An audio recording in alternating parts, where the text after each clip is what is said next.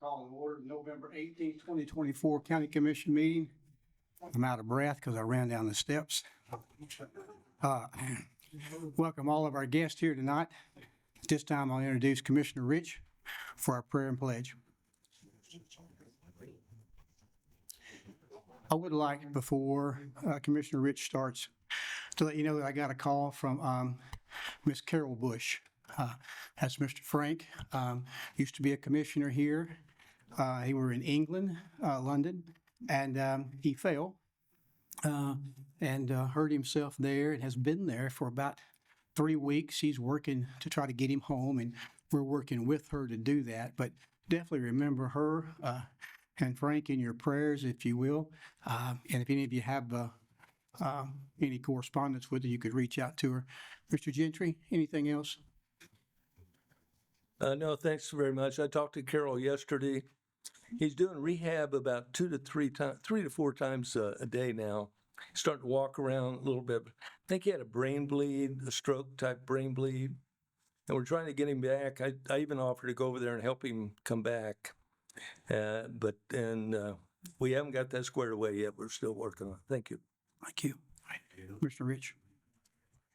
Good evening to everyone here in attendance. Also, those that are joining online, thank you for joining us tonight. I'd like to introduce Jeff Pratt. He is the official at Emmanuel Baptist Church. He is my pastor, and I'm happy to have him here tonight. And I've asked him to come and pray over our meeting. And as we go forward in the next couple of months through the holidays, be with all those that have had losses and continue to bless this county. Thank you, brother.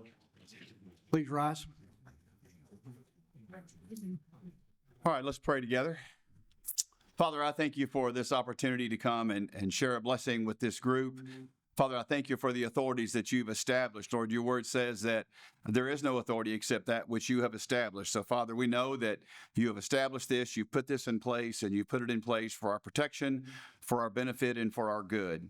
So, God, I pray for those that are here that will make decisions. Lord, we have people that represent people all over this county that are here today that have committed themselves as public servants to help make decisions. And, Father, I pray for them. Give them your guidance. Give them your direction.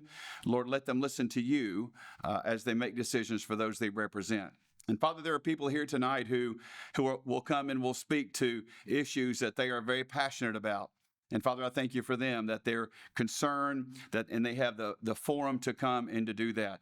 So Lord, I pray that they would share with passion, and I pray that as we leave this place, we would leave believing in faith, knowing, Lord, that as decisions are made, we trust you for the good. Father, we thank you for our chairman, for our mayor, for his heart, his love for you, and his love for this county. So Father, bless this time together, I pray in Jesus' name. Amen. If you will remain standing, properly address the flag. I pledge allegiance to the flag of the United States of America and to the republic for which it stands, one nation, under God, indivisible, with liberty and justice for all. Thank you, Pastor. That is my pastor, by the way. He is a Tennessee ball fan. Well, maybe not. Maybe he's a Kentucky fan. But he has done a tremendous job over the last several weeks of the 10 Commandments. Pastor, appreciate you for that. If you will now press yes on your panel to record your presence at tonight's meeting.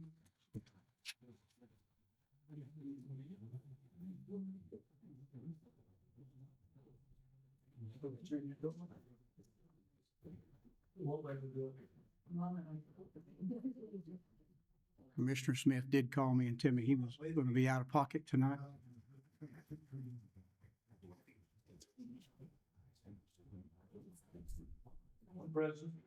Got you.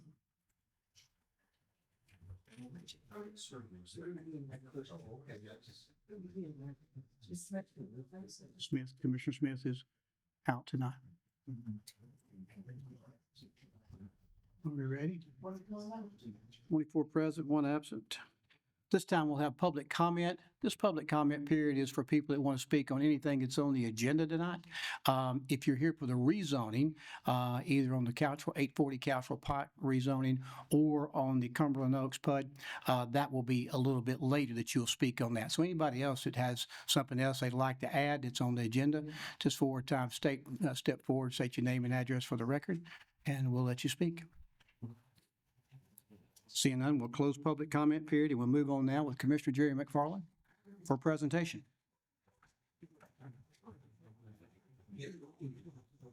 Mr. Mayor, ladies and gentlemen of the commission, ladies and gentlemen in the audience here, we have just finished our 225th anniversary of the founding of this county. We had a celebration at the fairgrounds, and we started, I'm sorry, Sue, we're at the Ag Center.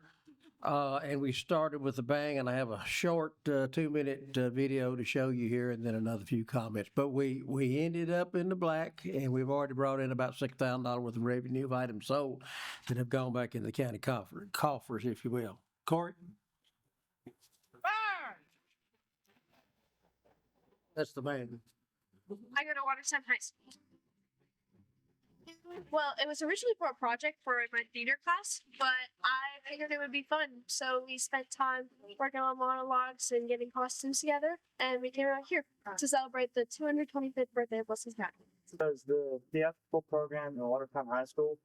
I'm partaking in it, and it just seemed like a very good chance to express myself.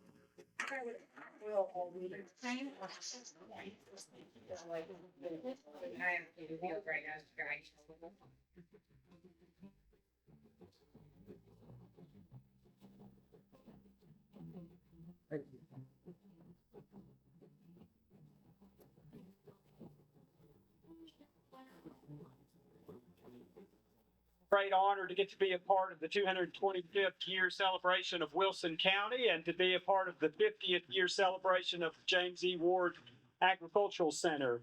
And as I reflect on this location of this facility and what it means to Wilson County, and First of all, I want to say when I first moved to Wilson County, I met Strat Bow. First thing he told me was, "This is the James E. Ward Agricultural Center, and always remember that." I said, "Yes, sir," and I do, didn't I, Strat? Thanks to everyone that's come out today.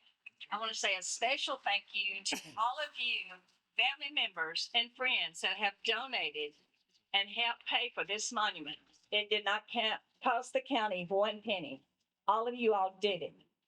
And when you see it, I think you all are going to be extremely proud of it. So with that being said, let me say this. This lady right here, I called her Jocelyn Conrad of Conrad Construction. I'm sure most of you know her.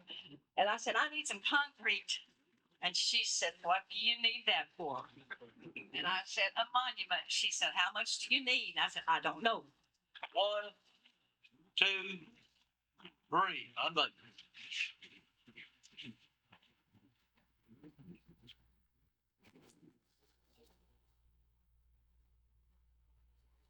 It was a good event on Saturday. We had a good crowd, but I think the real highlight was on Thursday and Friday because we had 2,000 fourth grade students.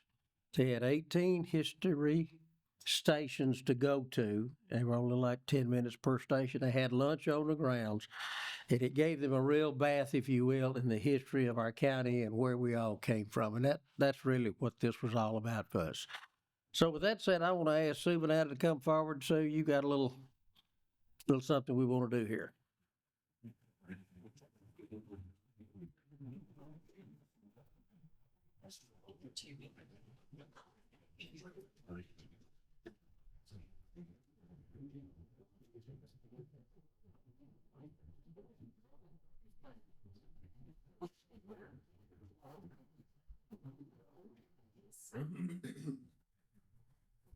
Good evening, everyone.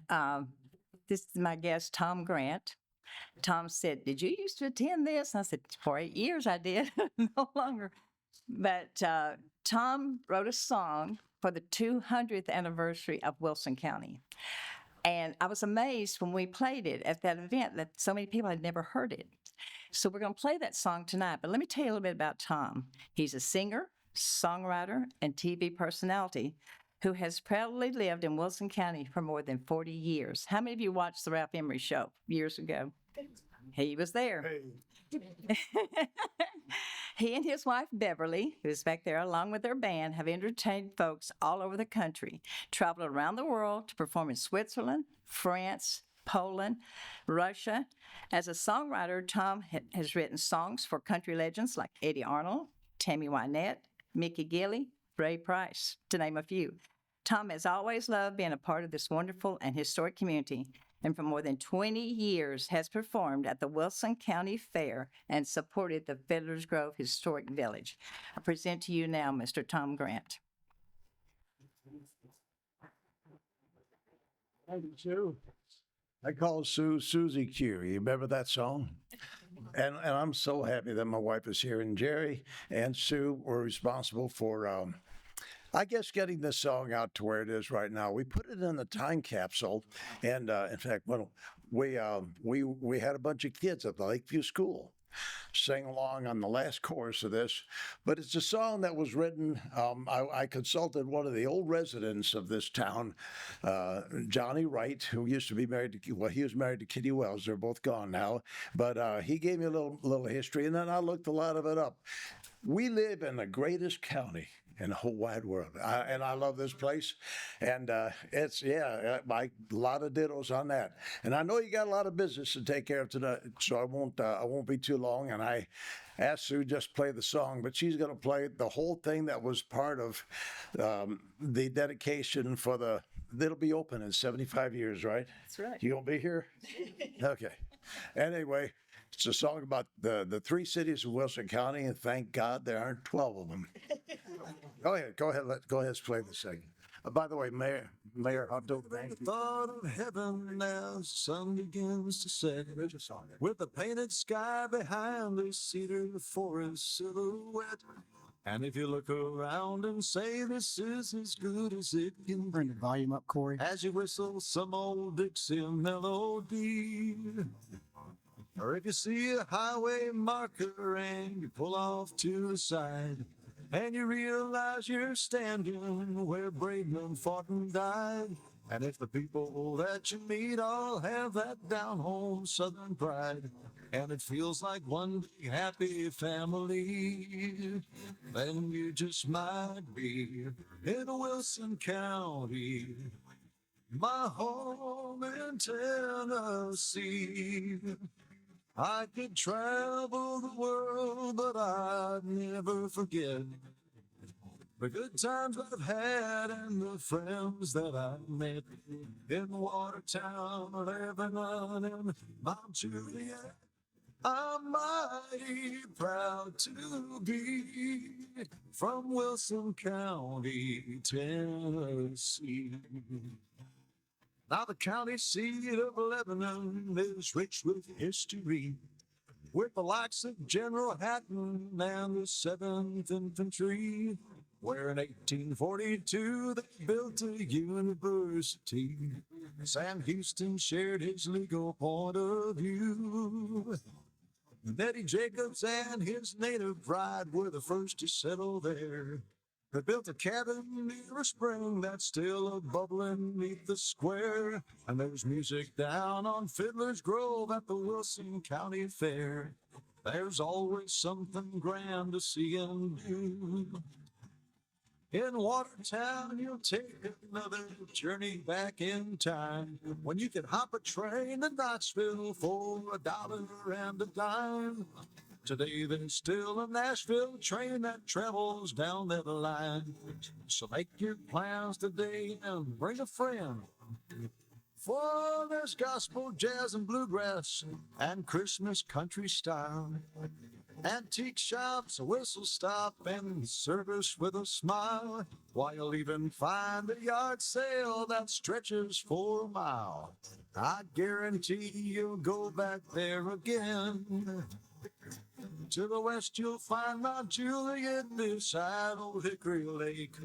where you might see Charlie Daniels in a holiday parade. Been lots of folks just passing through, but many of them stayed, where a helping hand won't cost you anything. For she's like a shiny buckle in the southern Bible Belt, where the river threads a needle through this peaceful valley quilt. In the fall, they still can peaches in the house their daddy built, and the purple martins gather in the spring. So come and join me in Wilson County, my home in Tennessee. I could travel the world, but I'll never forget the good times I've had and the friends that I've met. In Watertown, my Juliet, I'm mighty proud to be from Wilson County, Tennessee. From Wilson County, Tennessee.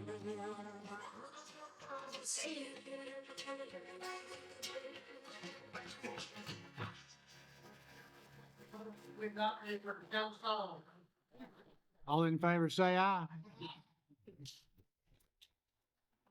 Thank you, Mike.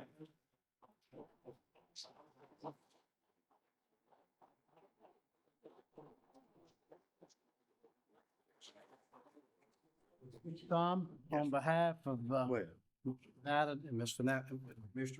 Bartlett and Commissioner Venata, and myself and the full county commission, we'd like to present you with a That's awesome. Phil Ponder portrait of Wilson County Courthouse. Phil's an old friend of mine. That's great. We thank you for what you've done for Wilson County. You Glad put to us be. on the map in music, Well, radio, TV, commercials, I'm enjoying it. but you love this place like all the rest of these people, and we thank you for that, and thank you for this song here. It means a lot to all of us. Thank you very much. Thanks, everybody.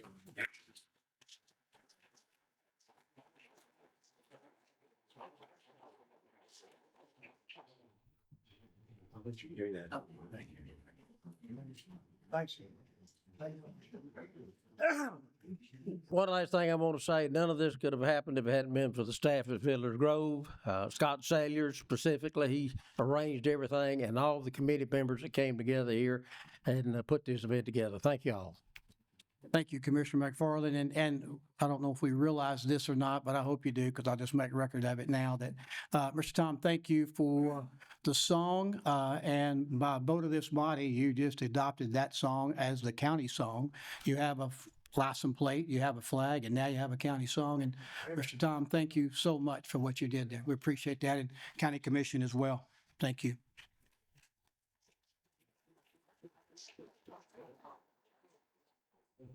Report from the steering committee, Commissioner Fields. Yes, during the steering committee meeting call session on Monday, October 28, 2024, here in the county commission room. We also met in regular session on Thursday, November the 7th, here in the county commission room. You have a set of minutes for both of those meetings. I move that they be received and filed. Any discussion? Seeing none, all in favor, say aye. Adoption of the agenda, Commissioner Fields. Yes, everyone has a copy of the agenda. If there are no changes or additions, I'll make a motion that they be adopted.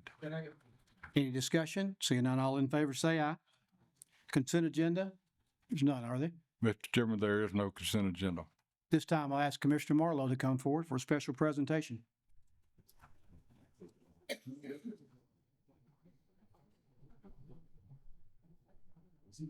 He is. Mr. Larry, would you come forward, please? And your wife, please.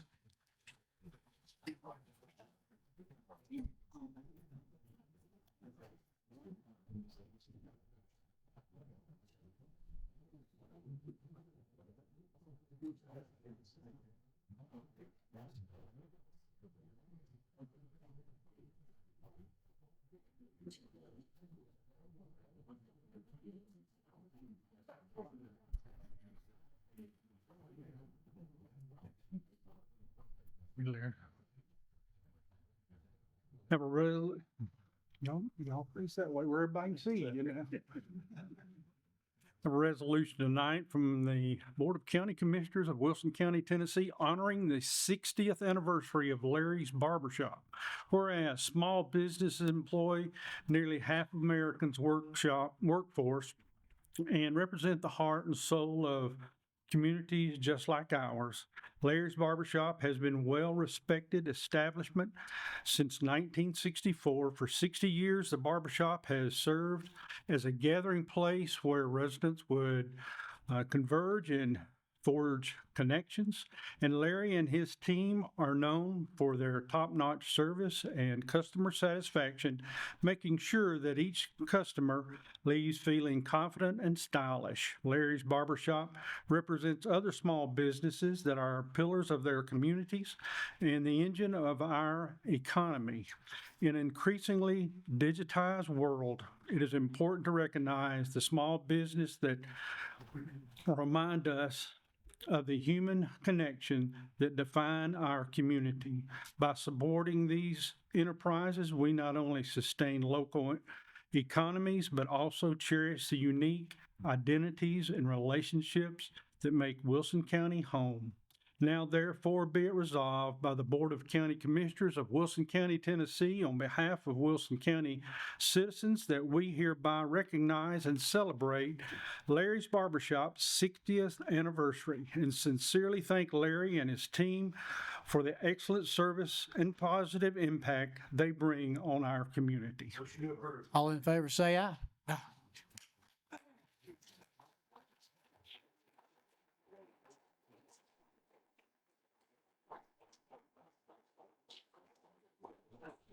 Thank you very much. And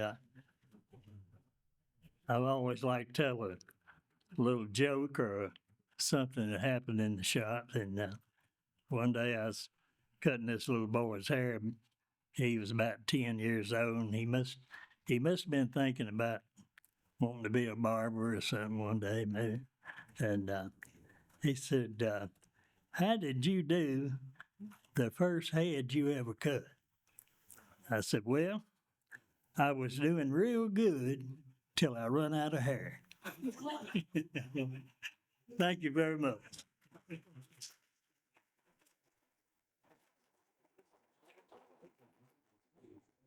Thank you, Mr. Larry. And I know Mr. Larry has put up with traffic from West Elementary for quite some time. We've had many conversations there, and I know people like Sheriff Bryan that run countywide know that Mr. Larry has to be on your side for all of us that have to work for votes here every 4 years.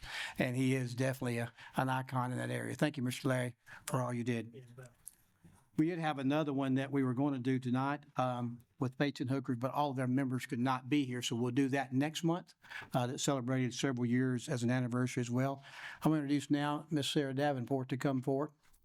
I'll brag on Sarah because we started this a few years ago where the art that's done in the local schools, we started displaying. And you'd think that'd be something easy to get done each year, but it's a challenge to get it done and get it done within the school year. And I'm going to let her tell you about that. But thank you for what you do on that, Sarah. Thank you, Mayor Hutto. Good evening, Commissioners. I would like to invite some students to come up and join me, if you wouldn't mind, please. And also Mr. Luttrell, Miss Anna Winsinger, Olivia Schultz, and Avery Hall. We have a couple other students who couldn't be with us tonight, so I'll mention those in just a little bit. As they make their way up here, I'll go ahead and tell you, as Mayor Hutto said, we have new artwork in the courthouse. This is a project that we've done for several years now. I really enjoy working on this because we have some truly talented students in Wilson County. And if you've not got to see this, we have a gallery set up out in the lobby tonight. So if you didn't see it when you come in, please stop by and look at that before you leave tonight. I think you will be very impressed with what these young ladies are able to do. And we really appreciate you all letting us have this artwork on display for the next year. It will be on display for a year. After tonight, we will move it downstairs to the hallway just outside of the trustee's office. Get a lot of foot traffic through there. So lots of people will be able to see that and enjoy it for the next year. But tonight, I wanted to acknowledge these artists and thank you again for letting us borrow your artwork, and wanted to present you with a certificate as well. So we have Miss Anna Winsinger from Green Hill High School. Thank you. Miss Olivia Schultz from Mount Juliet High School. And Miss Avery Hall from Wilson Central High School. And then the students who couldn't be with us tonight was Miss Ava Stasich from Watertown High School, Elsie Suddeth from Lebanon High School, and Omina Casanova from the Barry Tatum Virtual Learning Academy. So thank you, ladies, very much. We appreciate what you do.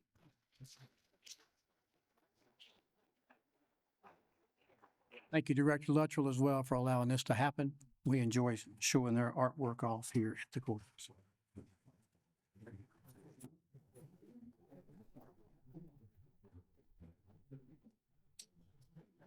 This time, we have a public hearing that is for the 840 Council Pike Master Plan Development, as well as for the Cumberland Oaks Division. Mr. Tom will come forward and start this process. I'll need a motion to go out of session, I think. All in favor, say aye. Tom? Good evening, and before we get started, I think we ought to have a chalk toss in Tom Grant's honor. For those of you that watched the Ralph Emery Show back in earlier times. Do you want me to cover the two hearings separately, or? So we'll have on the first one, we'll read both of the developments that are coming before you tonight, the one at 840 and the one at Cumberland Oaks.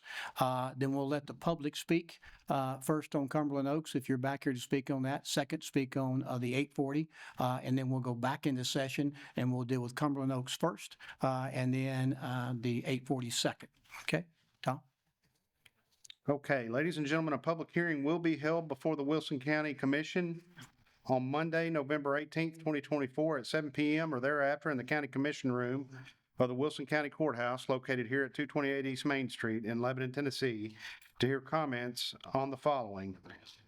Joe Haddix, representing CSDG, who is representing the property owner, Logistics 840 LLC, has made application to request an amendment to the 840/Couchville Pike Master Development Plan.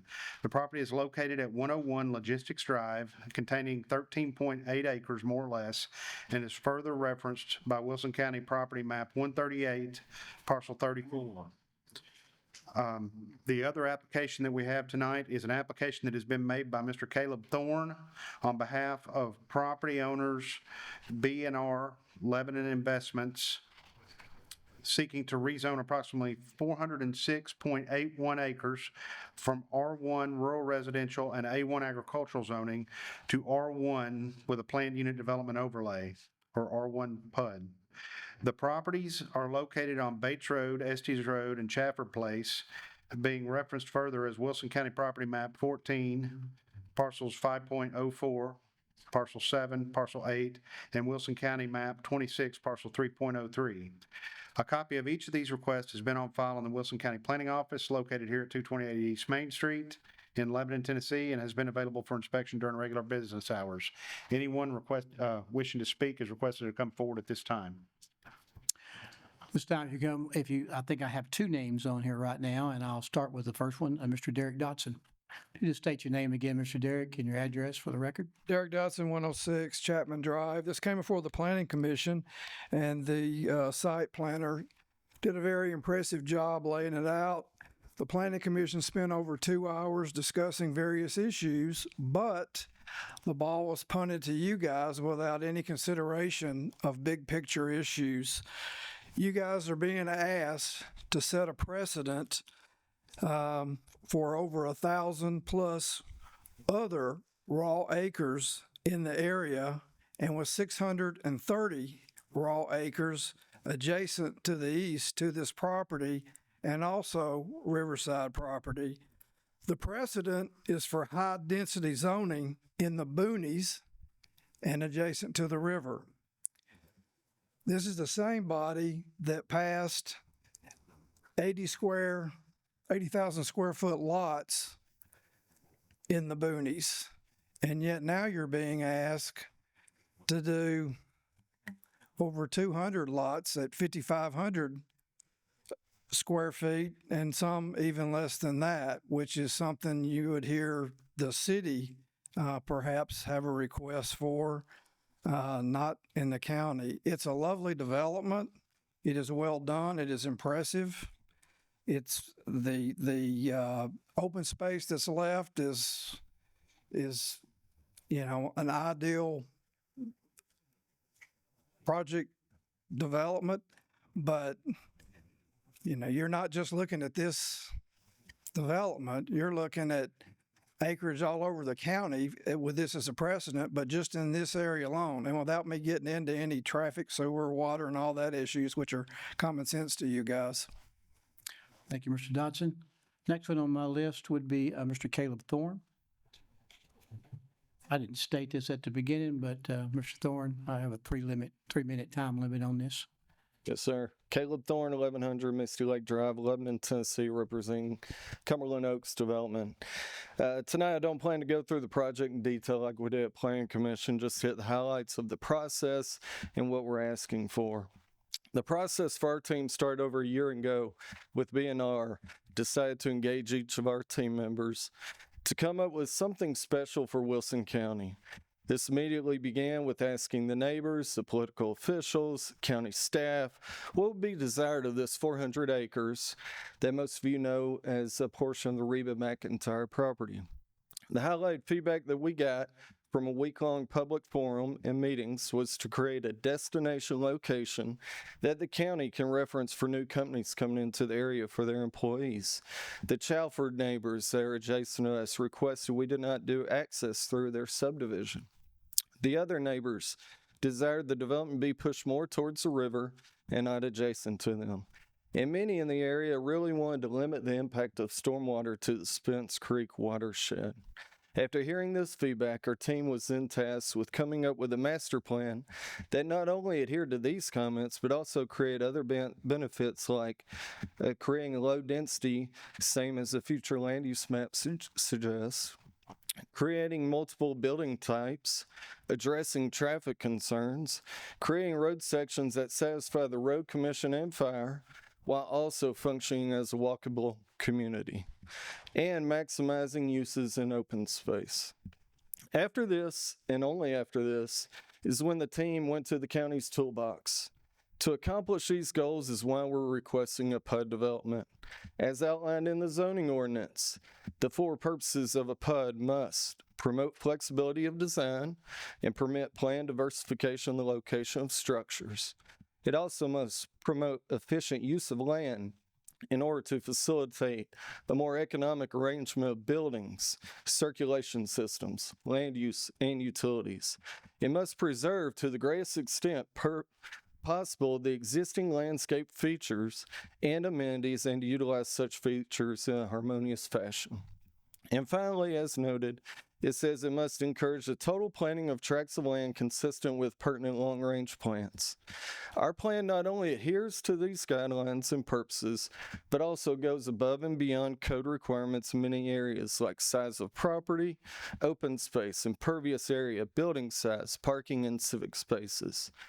After agreeing this was the right tool to accomplish our goals, our process then outlined us the opportunity to compare the PUD details to other code standards that are common practices currently occurring in the county. This would be similar to the portion of the number 1 variance related to side setbacks. Also, the number 2 variance related to lot size criteria, and the number 3 variance related to 5-foot sidewalks, as noted in the letter from planning in your packet. Our time is there. Time. Okay. It was a great effort on our end. Appreciate the 3 minutes and happy to answer any questions you may have. Thank you. Anyone else wishing to speak? Had nobody else on my list. Seeing nobody else, I'll take a motion to go back into session. All in favor, say aye. Mr. Tom, we'll deal with the Cumberland Oaks first, if we can. just for clarification, because I've had some conversation with people, my thinking early on was to address the 6 variances first, see which one of those you liked and didn't like, and then address the whole project. But I've kind of been redirected, I think, by talking with Mike and Tom. So we'll address the whole project in the beginning. And then once you do address that, if you decide to pass that, then we'll have 6 variances to go through as well, okay? And what we're looking for here is to rezone it from, I'm sure I say this right here. We're going to rezone it from the 406 acres from R1 residential and A1 agricultural to an R1 PUD. When you rezone that land, if that's what you choose to do, you've approved the PUD. We're not going to go back and have a meeting on the PUD too, okay? But we'll go back and have one on the ordinances or the variances, but not on the PUD. So once you approve the rezoning, you've approved the PUD, okay? Just making sure we're clear on the front. First, Tom, go ahead. Okay. Ladies and gentlemen, this did go to the Planning Commission. There was a 3-hour meeting that I hope some of you had the opportunity to watch, at least this portion of that meeting. We did go in pretty exhaustive detail into the weeds on this development. Some of the highlights are that it does focus the majority of the drainage from development of this property. If you'll look at page 76, which is the last couple of pages in the document, there's an exhibit, and the area in blue is the area which the majority of the development is within, and it also represents the watershed that drains directly to the lake as opposed to back towards Spencer Creek, which is less impactful on nearby neighbors. That's probably one of the highlights of it. This presentation, I do think, is something that has not been seen a whole lot in Wilson County, much less in Middle Tennessee. They're using some terms that you may not be familiar with, such as form-based code. They're using building typologies and things like that they're going to have internal governance of through their HOA and through their builder, contracting with a private planner to help with making sure that the building typologies are correct as you go from section to section of this zone. It consists of 435 lots as proposed. The current zoning would allow approximately 353 lots when you take the current R1 zoning and the A1 zoning if it were developed any other way. Both the current zoning and the proposed zoning still are constituted as low-density residential overall.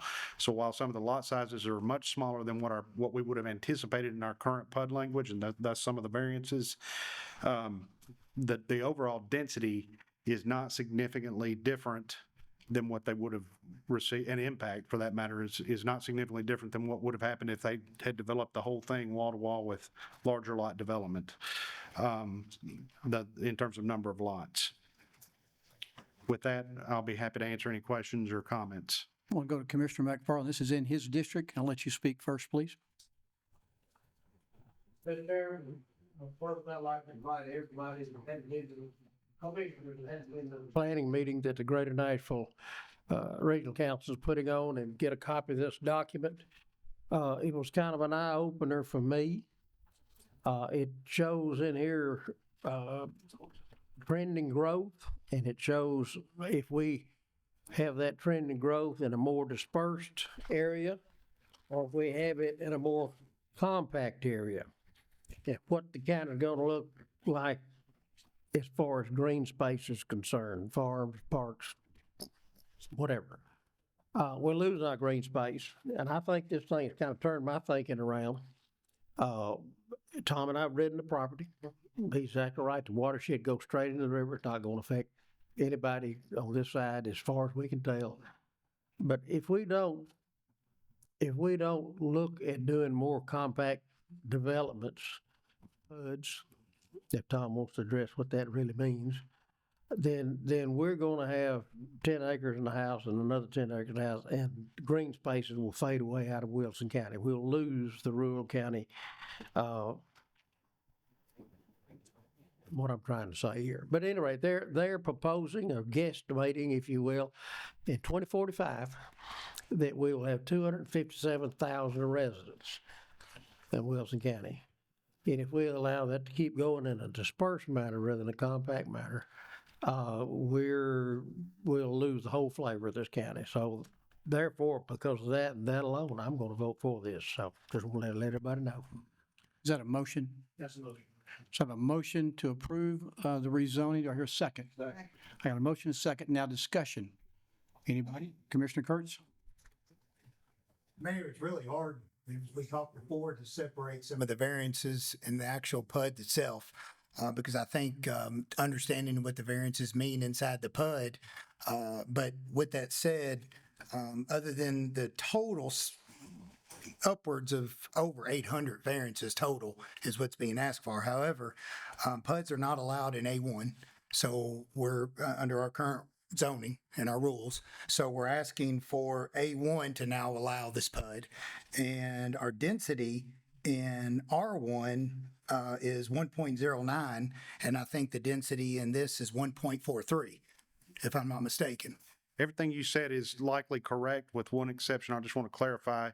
The A1 section of this property is being asked to be rezoned to a base zone district of R1. I understand that, PUD yes. overlay. Right, but it's still going to contain part of the PUD. And I know early on, Tom mentioned that there's going to be 350 homes. I would prefer this go through planning and never even make it here. It makes so much more sense that if planning could approve it, the planning office, which means all it has to do is follow the rules of the PUD. And if it doesn't follow the rules of the PUD, and you're going to hear me argue this all the time, because I was personally, and those that live in the agricultural world, the fact that I can't cut off an acre of my property somewhere in A1 and give it to my son, daughter, grandson, I got to have 80,000 square foot. And we're doing just the opposite with this, all the way to 3,300 square foot lots. Now, imagine that across, and I can't disagree with Ms. McFarland on the number of people we're going to have in the county, but I don't think this is the way to do it. I think that compacting people in here is something that's made for our cities and definitely not out in the rural area of the county. Follow our rules, and if you so choose to vote for the PUD, which I'm not, I have a whole list of things to discuss when we go through the variances. Sir. Anyone else wishing to speak? I'll come back to you. Let me get Commissioner Hall. Tom, do you know, are they going to be on a step system on this thing? It is my understanding that that is what they are going to exercise is their authority to use a step system. Have we looked at how big the leach field for that will be? No, not at present. We do know generally where it's going to be. I do not have that information for you tonight, but it has been emailed to me, and that's a misstep on my part. I should have brought that, but it's on the south. On the southern end of the property is generally where they've indicated that their leach fields will be. Okay. After treatment, they'll have a sand filter treatment system or another form of treatment, followed by an ultraviolet stage before dispersing it back out into the leach fields, which is different than a traditional septic system. Right. Traditional septic system, you're simply using the ground or the earth to treat untreated sewage, whereas this, it's arguably treated before it hits the ground. Commissioner Denton? Yes, I agree with Mike. I had the same questions he did on the size of the lots. Second thing I wonder about is our regress, our in and out of around the infrastructure. 109 is a very busy road. Coles Ferry, very busy road. We got a lot of problems in there with traffic. If we put this much of a load on it, can we carry that? Is there plans made to carry this traffic? Well, I would submit to you that they're entitled to approximately 353 lots by their current zoning, if they subdivide it and can meet all the subdivision regulations and zoning. I do not, as your planner, I do not anticipate the impact being significantly different for the 80 some odd additional lots that they're receiving as a result of this plan unit development overlay They have also, as I understand it, and you may want to talk to the applicant about this, made some agreements with regard to road commission concerns about some off-site improvements that we can't normally obtain with rezonings. One of those would be at the intersection of Bradshaw Road and Academy. They have submitted that if after investigation, the right-of-way is there, they will make improvements to the intersection of Bradshaw Road with Academy, which is an off-site improvement, at the time that before they get to their 150th building lot, is what I've been told. Secondly, I do believe they're making, and I'm sorry, I always get these two roads mixed up. It's either Estes or Yelton that is their secondary access besides Bates Road, and they are going to be making widening improvements to that secondary current road network there. But all traffic flow has to go back to two roads initially. Yes, sir, and you are correct that 109 is the primary major collector in the area, along with Academy and Coles Ferry. Commissioner Franklin? I don't know if you want to suspend the rules and hear from the developer about those. Commissioner Franklin?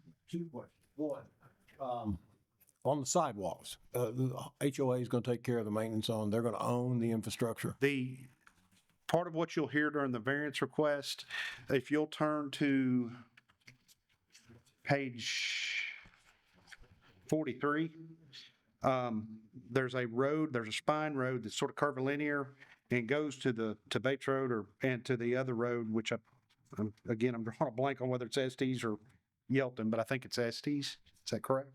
The orange colored road is a public road. All of the other roads are specified to be private roads. Part of the reason they have done that is because our road commission has a longstanding policy. Even though we have requirements in subregs for sidewalks, we bow to the supremacy of the road commission in county government, having authority over the road network. And as such, they do not typically like sidewalks along public road rights of way. So what the developers opted to do is place the majority of the homes into a private road network. My other question was, if this, in the county PUD approval process, this runs with the land forever, correct? If this is rezoned. If they begin work, it will. Just so I think you're going to see one next month that's a proposed rezoning whereby they had previously had a 3,200 lot residential PUD passed in approximately 2006. And our PUD does have an expiry for failure to begin development.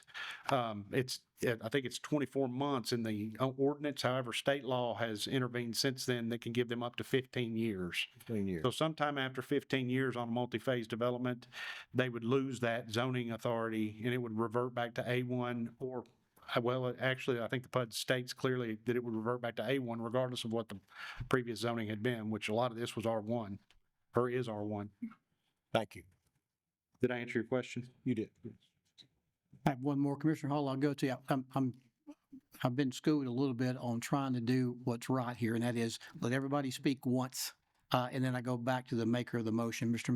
McFarland. But I'm gonna come to you, but I have nobody else in the hopper, but I'm gonna try to start doing that correctly. Sorry for my mistake. Commissioner Hall. Thank you.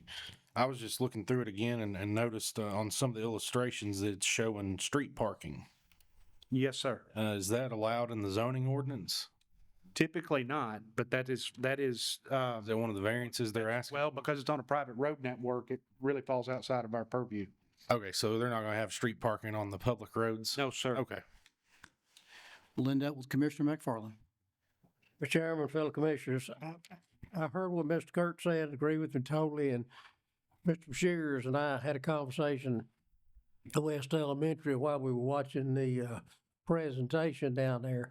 I think, and we're not looking at the here and now, we're looking out at the future. There'll be more PUDs coming down the road, and we're talking about compact communities. And we may be on the leading edge of that taking place now. And in our discussion, it was very much like what Mr. Kurtz did. We talked about that the PUD regs and the rules are going to have change in size and variance. So that's been talked about, and yes, it will, as more PUDs come down the pike. So I just want to share that with everybody. Okay, that's all the discussion. You ready to vote? Vote yes for the rezoning, if you want to rezone it from R1, A1 to PUD, or vote no if you don't want to. It would be to R1 with the planning unit development overlay. Yeah, thank you for clearing my language up. Hmm.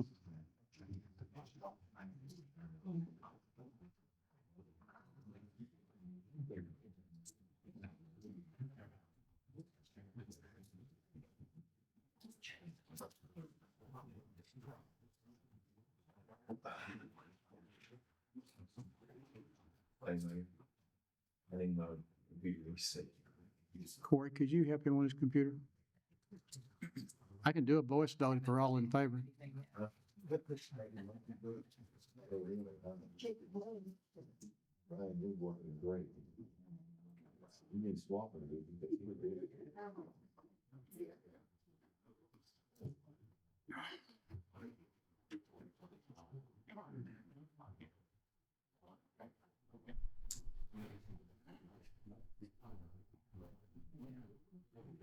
Please vote.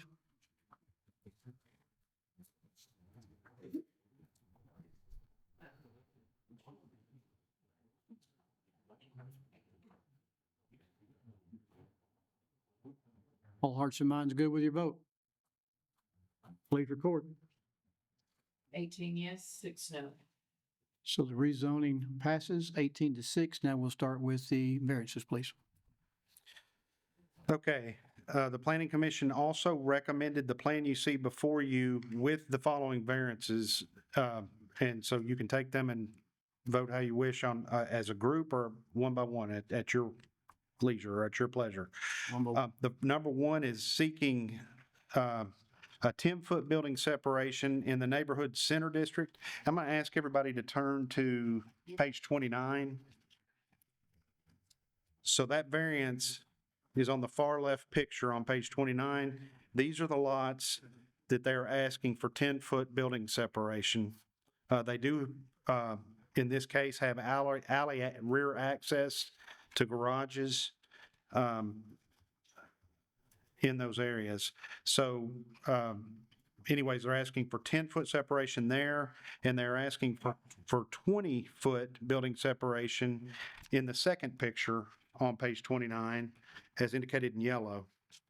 The PUD requires 30-foot separation between structures, current PUD language. The Planning Commission did hear their testimony at the Planning Commission and did choose to recommend approval of this variance. You want me to proceed with the rest of them, or? No, sir. We'll do one at a time, please. Okay. That's okay. So you know what you're voting for? It's normally 30 feet. They're asking for a 10-foot variances on the neighborhood center district on 79 lots, and then 20-foot on the neighborhood general district, which is 86 lots, and 10 on the waterfront, which is make it a total of 96. So if you want to vote yes on giving those variances from the 10-foot and the 20-foot instead of 30-foot, vote yes. If you don't want to, vote no. Motion. I'm sorry, I need a motion first. Motion. We got a motion for the variance. There's a second. Second. Now we'll go for discussion. Commissioner Kurtz, I'll jump in the gun. My bad. Well, I'm probably going to speak on each variant, so I hate to take up everybody's time, but, I'm worried about fire service, private roads, parking on the road. First of all, Mr. Hall brought up a good point. Even though it's a private road, our WEMA still has to navigate with ambulance and fire engines down these roads with cars parked on them. Then we're talking about 10-foot setbacks. What would be the maximum distance, 20 foot between a home to home? I mean, if we're talking 10-foot setbacks? If you're talking, no, on the 10-foot separation, you're actually 5-foot setbacks. And where we would handle that as a county would be at the building permit stage. When they submit their housing plans in this particular development, it'll be up to the building official to ensure that they allow for what are called rated walls that help with fire separation in terms of time of burn or time of jump from a fire in one structure to the next. So 3,300 square foot lot with how much separation between two homes? I believe it's 5 foot. So a 3,300 square foot lot with 5 foot between each home, already on roads that have cars parked on them. You know, I'm against this, definitely against this variance. Commissioner Hobbs? That's in the neighborhood center district, which is again on page 29. I'm sorry, I did have the numbers. I think it affects 79 lots. It does. And then the second part of the variance is 20-foot separation, which is shown in the second page on page 29. Which is 175 total variances that we're approving, and that's just if you approve one side. So if this was a normal house, if I wanted to come in and build a house and ask for setbacks, then I could have 2 or 4 sides that I'm asking for variances. So if I just say one side. Yes, sir. That's 175 variances that we're granting on top of the fact that we're not following our stated rule in the PUD that 30 foot's required and we're allowing 10 foot in. That is true. And as I've discussed with Commissioner Kurtz, and it was a very pleasant conversation, by the way. Kurtz is always good to come and talk to me. But we cannot anticipate every turn of events that someone might present to us. Our PUD was an effort when it was done back in 2003 to 5 to accommodate what I'll call more detailed development. One of the things that the recent zone density change did, because I heard Mr. Kurtz also in earlier testimony where he talked about the fact that you would be pleased if this just stayed at the planning commission or whatever. Well, when we changed the density, what it did is if any developer wants density increases, 9 times out of 10, they're going to have to come before this commission, and 9 times out of 10, they're going to have to convince you why it is a benefit to Wilson County to give them that density. You're the only body that really has that authority. And I think that's maybe in part why the county commission chose to look at increasing the density across the county or decreasing the density across the county. But what you have here is a development that I feel meets or exceeds our PUD standards in many ways while they are asking for variances. One more point. I think the planning department, although might be in favor of the PUD, I don't think that you approved or anything to do with variances. No, we recommended approval of the development as presented to the planning commission, but we left it to the planning commission to make a judgment on their own about the variances, as we are with you. Commissioner Hobbs? I don't know the answer to that one. I think that we had talked about rated walls. I don't know if you want to hear from the developer on that or not, that you have to. We're good. His nod is that they are sprinkled. No, they are not. Okay. They're not sprinkled. That is certainly something you could require. Commissioner Marlowe? Where in the county currently do we have 10-foot building separation? If you had it, you would have it in the cities. In certain instances, you have some zero lot line, certainly, where you've got townhome and condominium developments such as Beacon Hill out in the county or Spring Hill Townhomes in the county. Beacon Hill Condominium Complex is on the far northwest end of the county, close to where Mr. Marlowe used to live. Back off Wood Lake Drive, or Wood Lake Drive. And otherwise, it would be probably in Watertown, Mount Juliet, or Lebanon. Okay. Commissioner Glover, or you want to talk? Well, I guess this is mainly for Lima. Have y'all looked at the private roads to see if you're going to be able to get your vehicles, emergency vehicles through there?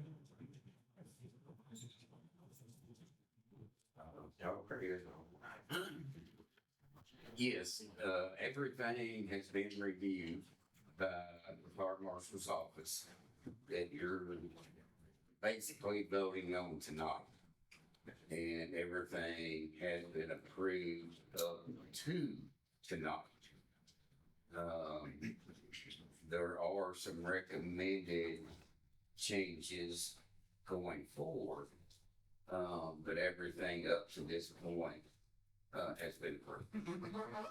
Commissioner Glover, to add to that, I did reach out to Daniel Cowan today, and he said that what they had asked for were 14-foot alleyways, was one-way streets. He asked them to move it to 20, and they did. Also, on the two-way major thoroughfares, they were at 36 feet. He asked them to move it to 38, and they did. And they accommodated according to Mr. Tom as well. So that's on the two things that came up about roadways. They also have some roads in the neighborhood edge district that initially were 28-foot wide, and they were asked to move to 30 feet, and they did. Also, does, But when I say that pavement width, that's accounting for, except for the one-way street, that's accounting for 11-foot travelways, even on the one-way street, 11-foot travelways. the last part of this question is, as far as for WEMA being able to respond with 5 feet, there are 10 feet, I guess, between the two houses.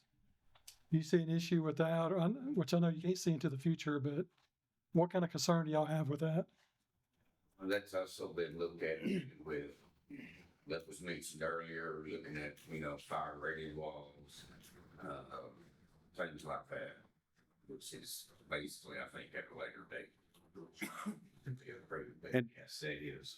You're at the rezoning stage now, and that will be the fire marshal and WEMA will have a chance to weigh in at the time of subdivision development, and or site plan approval, as well as at the building permit stage, and particularly on the rated wall issue. That, as I understand it from the fire marshal, Mr. Cowan, under the purview of the building official. And he would have an opportunity at the building permit stage when he's reviewing the plans to make sure that they construct the walls to suit the separation. Commissioner Dow? I think Tom just answered the question. I was talking about vinyl siding, fireproof windows, all of that stuff. They do not have any vinyl. You cannot put it on there. They may have some vinyl soffits, but they're proposing for any siding that's not brick or stone, and that's one of the other variances they're asking for, by the way, is to be allowed to use hardy board type material, concrete board siding, and or LP composite type siding. Now, both of those are brand names, so I want to be clear about that. We're not telling them they've got to use that brand, but it's a certain material that, as I understand it from the building official, is fire resistant. I think it's not. He's not sure about fire rating, but it does keep. It's just coated. Yeah, it's coated, and it when it does catch fire, it tends to. You got it's kind of like a yeah. Sure. But that's one of the other variance requests. Commissioner Breeze? I was wondering if the developer could actually explain the parking plan. Once we go through that, it's hard to go back to that and open it up. Right. Well, no, just plan. to be able to understand, I guess maybe I should wait till number 4 when we're talking about the private roads, but I'm trying to understand as to, are we talking about actually parking on both sides of the road and then? In certain instances, yes. Okay. And, Certain instances, and there's only on no, one side. no garages for those homes, so your permanent parking is in front of your house? No, sir. No, ma'am. Most of those have alley access for rear garage entry. That's what I'm trying to understand. Okay. Does that get your questions answered? No, but I guess I'll wait till number 4 and I'll ask it again. All right. Anybody else before we vote on variance 1? That's fine. Okay. Did I have a motion and a second on that? Yes. I got a motion and a second. Are you ready to vote? You know what we're voting on. We're voting on the variance of going from 30 feet in between these homes to 10 in between some and 20 between some others. If you want to do that, vote yes. If you don't want to, vote no.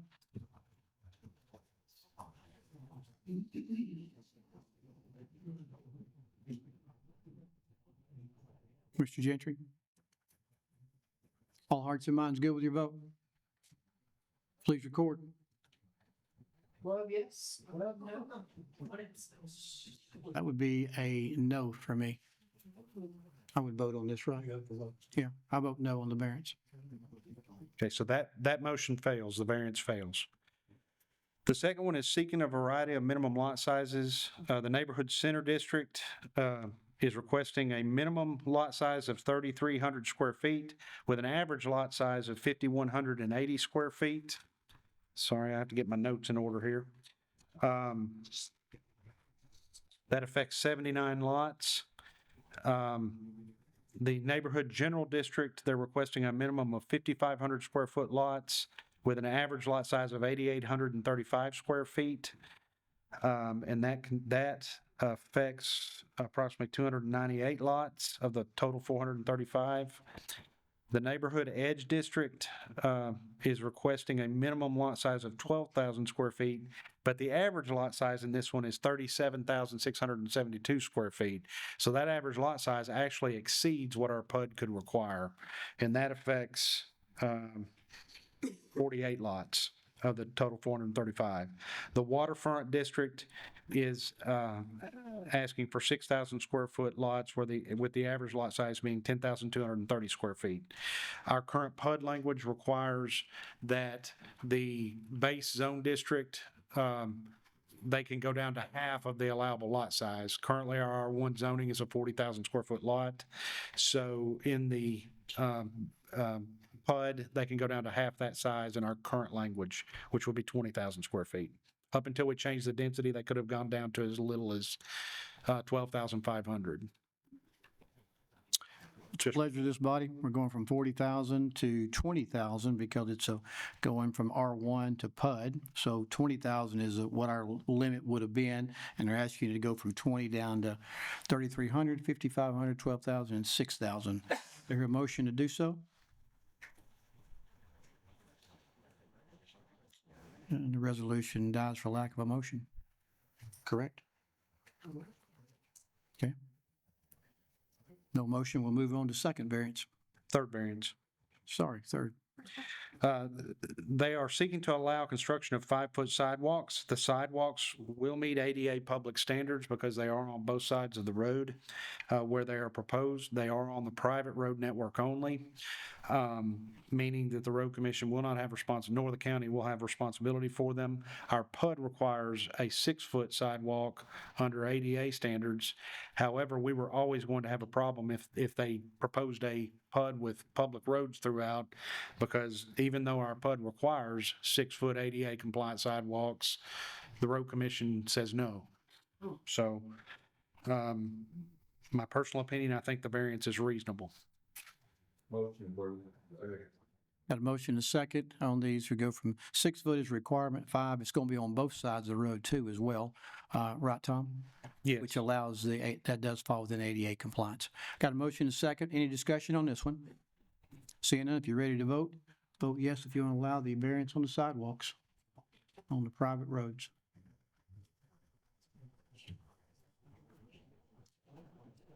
All hearts and minds good with your vote? Please record. 22 yes, 2 no, 1 absent. Variance 3 passes.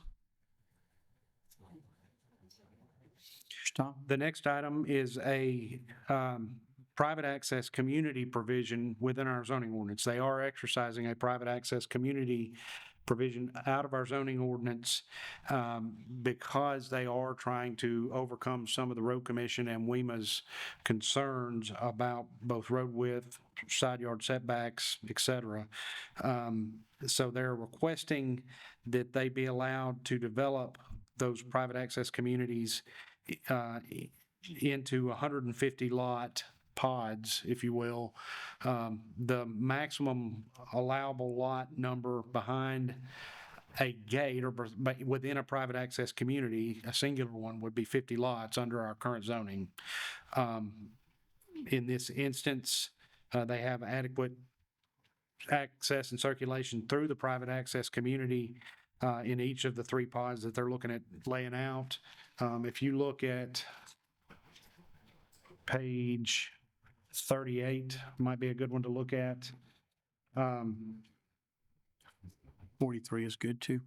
Yeah, 43, you could look at 43, probably shows the road typology. But again, the Orange Road is a public road, starting on the far left-hand side at Bates Road and going all the way through the neighborhood and coming out, I believe, on Estes. You have a pod that kind of goes down to their their riverfront development or their lakefront cove development, and then you've got another pod that has a circular drive along the riverfront and the bluff. And then you have a third one that's kind of to the east that comes back in two places to the primary road spine.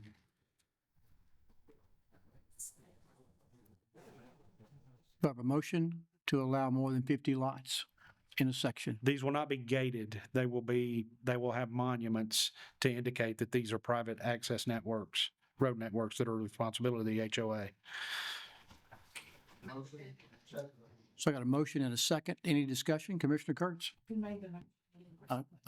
Commissioner Denton, Commissioner Beth made the motion, and Commissioner Chandler made the second, please. Commissioner Kurtz? Sorry, Beth. Tom, just make sure I understand that the reason to do the private access roads is to get out from under some requirements that may be some prohibitions that the road commission, things that are prohibited in other words. By the road commission in particular, and some variance from our standards on road width that I think we're going to cover. So we've already covered. So we do a private access road to get away from things you wouldn't be allowed to do if they weren't private access roads. Therefore, you're limited to only 50 lots, but that's true. And many of our gated communities, which is the private access communities we have to date, already are doing that. But that's the reason they're gating them, is they want sidewalks. So, and then we're going to triple that. So we're getting out from under it. And if 50 would be good to get out from under it, but now we're asking to triple it and get out from under it. Yes, sir. I would be against this variance. Commissioner Breeze? I'm gonna try again. Can you explain the parking situation to me? I think there are alleyways. I don't know what happened. There's the mic again. I understand that there are alleyways, and I understand that there's probably rear entrance garages to these homes, but there was conversation about allowing parking on the street.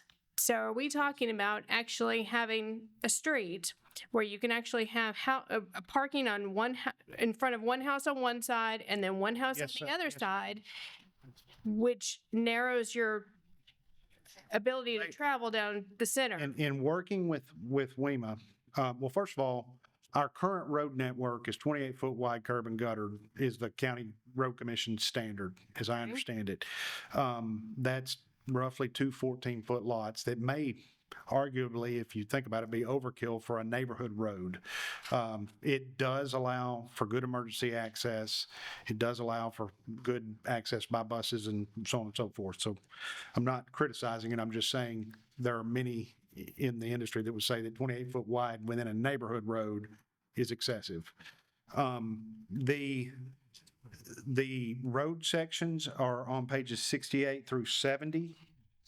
And what they are accommodating is two 11-foot lanes in the middle of each of these two-way routes, which will be 22 foot of travel way.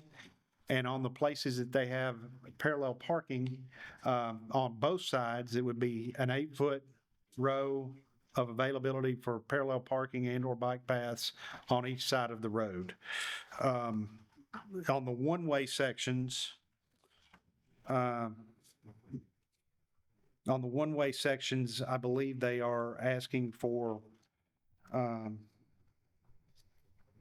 They were asking for 20. They were asking for 14, but they went to 20 so that they could have a 14-foot one-way route plus the 8-foot or 6-foot path or parallel parking. Then on the two-way, Tom, I think you told me today, you told me in the beginning it was 11-foot travel lanes, and then they'd have 10-foot on each side. To 8-foot. Okay. But I think they moved that to 10-foot, didn't they, Tom? And they No, it was initially 7. Okay, so they went from 36 feet total to 38 feet. So where'd the 2 feet go? The 2 feet went from 7-foot parking width to 8-foot parking width for parallel parking. Okay. The neighborhood on each side, so that's the 2 feet. Okay. And then the neighborhood edge, which are your larger lots in large part, is asking for 30-foot width with parallel parking on one side. So they would have two 11-foot lanes going one way each direction, one 11-foot lane going each direction, plus an 8-foot parking bay to one side. Okay. And there are, many of the neighborhood edge do not have alley access, so they will be front-loaded lots in addition to that. Okay, so they'll have rear garages though? No, they will be front-loaded in the neighborhood edge. Okay, so they'll have garages on the front of the house though? And a Yeah, driveway? Yes, yes, Not just street parking? right. Okay. Sorry, that's not what the picture shows, so that's why I'm double checking for. I'm looking to make sure I've got it right. I think 74 of the 79 lots do have alley access in that particular typology. 79 of the lots in the neighborhood general and neighborhood center have alley access. So that leaves 5 lots that do not. But they'll have a garage with a driveway. Mhm. Okay. I'm looking at page 69 and neighborhood edge street private, and it actually doesn't have a driveway or a garage in the photo, well, in the rendering, which is why I'm asking these specific questions. Okay. So, okay. Every house will have a driveway and a garage. Yes. That was my question. Okay, because again, the rendering doesn't show that. That's why I'm asking for the specifics. Thank you. Good. Commissioner Denton? But again, 74 of the 79 neighborhood edge lots, if I'm looking at it correctly. No, that's neighborhood general. I apologize. All right. That's right. Front access, front loaded. Commissioner Denton? Yes, sir. Just to give them, to make them private, doesn't take any of the danger or safety or anything problematic off of our other main roads. It just calls it something else. Your traffic is still traveling down the same roads. Just gives them freedom to do what they want to do. And it is an elitist kind of mentality here. That seems, that doesn't seem safe nor fair to the drivers in Wilson County on those roads. It only protects those inside of that community. I don't know that I would call what they're doing elitist. Maybe their choice to request that might be considered elitist, but I think what they're trying for is a certain typology, a certain type of development that's commonly referred to as neo-traditional town development that kind of harkens back to older patterns of residential development in smaller towns, where you might see in a modern application, you might see it somewhere along the coast at Seaside or 1A development, or in some of the Atlantic coast states with some of the development that's been done there. Commissioner Dow? I was just wondering, how does it stack up with Lebanon codes or Mount Juliet codes? Same road width. Yeah, I've not compared it, in fairness, Chief Dow. Same roads. Yes. Lebanon roads are tight. Yes, there are many narrow roads, and there are many narrow roads in the county, some of which they're proposing to widen. Commissioner Hall? Can you tell me we're going above 50 lots on these private roads. When was that was established by the county, that allowable number of lots? Can you explain why we set it to 50 and only 50? I think it was because at the time, when we set up private access communities to allow gates and whatnot, it was, number one, it was new to our road commission and others, and they were concerned about having too many lot owners that had property fronting on a private road network. If they ever had a weak moment and those folks came hand in hand and were tired of maintaining their road network and came hand in hand with the road commission and said, hey, would you please take over our road network as a public road, and we'll take down the gate. They didn't want a overextensive amount of road network they would have to go and maintain. And the other thing that the current network or current gated community provision does is has 28-foot wide curb and gutter, just like a public road. In the off chance that the road commission did have a weak moment and choose to take over those Is there any private access network. anticipation they'd ever want to take over anybody's property? Probably not. Okay. Mr. Gentry? Course, and we're not allowed to park on the street at night. That is But that's a local, that's a product of your development. right, and all our streets are private also. We Yes, sir. maintain them. In the roads, we have fire trucks, we have everybody coming in there just like normal. And the roads are not any wider than, I don't even know how wide they are, but they're not real wide. But during the day, people do park on the street occasionally, but we all have garages and everyone has one. It's normally 2-car. So I don't see this as a problem. Yeah. Plus, they probably want sidewalks there, and that's probably why they did it. Yes. I will say that, again, this development is, in spite of what you guys have opted to approve or disapprove, this concept is different to Wilson County. You've not seen any traditional development of this type in Wilson County, to my knowledge. Yes, there are some very nice PUDs in Lebanon and Mount Juliet, but you've not seen anything that has followed this type of concept. Again, the closest thing I can think of that you might be familiar with would be along the Gulf Coast. Some of the golf cart communities, some of the Seaside comes to mind as a Dwayne Plater Zybert development that was designed under near traditional town planning, had form-based code that speaks to some of the images they have at the front. It's an overall character area that they're trying to develop. Seeing no other discussion, are you ready to vote? Vote yes if you want to allow them to have more than 50 lots in a section, up to 150 according to this one here. Vote yes if you want to do that. If no, vote no. Commissioner Costley? All hearts and minds good with your vote? Please record. 18 yes, 6 no, 1 absent. Variance passes. Tom?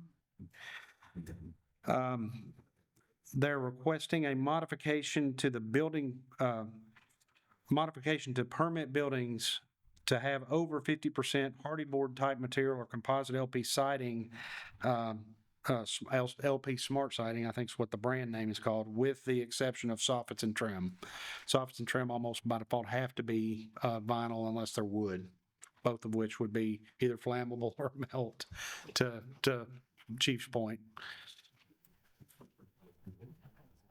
Motion of the group, or the pleasure of the group?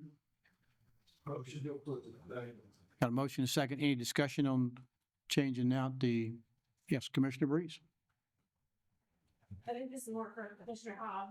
Can you do a ladder truck on these roads? You can? Okay. Thank you.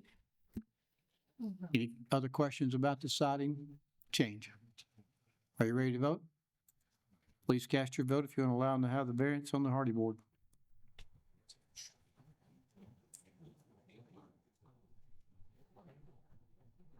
All hearts and minds good with your vote? Please record. 22 yes, 2 no, 1 absent. Variance passes. Last one. Mr. Chairman, may I have a moment to kind of discuss what they've done? Because I think that's the last one of those variances. Yeah, last one. We've already done one, right? No, you got this, the open space, I mean, the outdoor living. I'm sorry.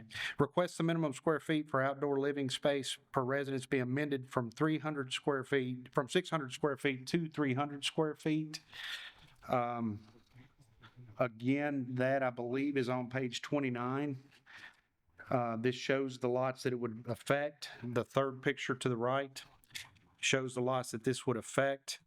And the PUD envisioned trying to make sure that they had some differentiation between lots. That's why we had 600 square feet of open space, private open space required with each structure in the initial PUD language. This is not the first time I've heard concerns from developers about that, because it's a lot by developer standards. But they can split that by putting it on the front porch, maybe a balcony, depending on the type of house, a back patio or a back deck. And they can split that 600 square feet that way. So if you imagine for a minute, they have a 10 by 30 length porch on the front, and then they have a 10 by 30 patio in the back, that would accommodate the standard 600 square foot requirement. They're asking for 300 square feet on a few of the lots. I've got that number if you'll give me just a moment. 35 of the lots, just to provide some additional differentiation between their housing stock so that everything doesn't look the same. 35 or 135? 135. 185. No, I don't think it's that big.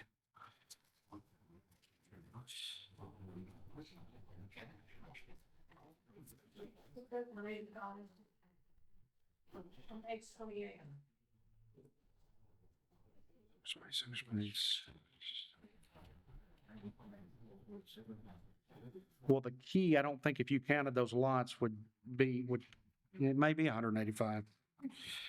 Okay, I thought I'd counted it differently earlier, so that's my bad. Yeah. It is 185. What is the pleasure of the group on going from 600 to 300? I hear a motion to do so or not? I'll move to approve. Second. I got a motion by Commissioner Frank. Do I have a second by Mr. Gentry? Now we're ready for discussion. Commissioner Kurtz? I guess I should have probably said this at the very beginning, but next month, we're going to have another controversial, probably really long night. And I could just imagine whether it gets voted up or voted down, some of the comments that are going to be made.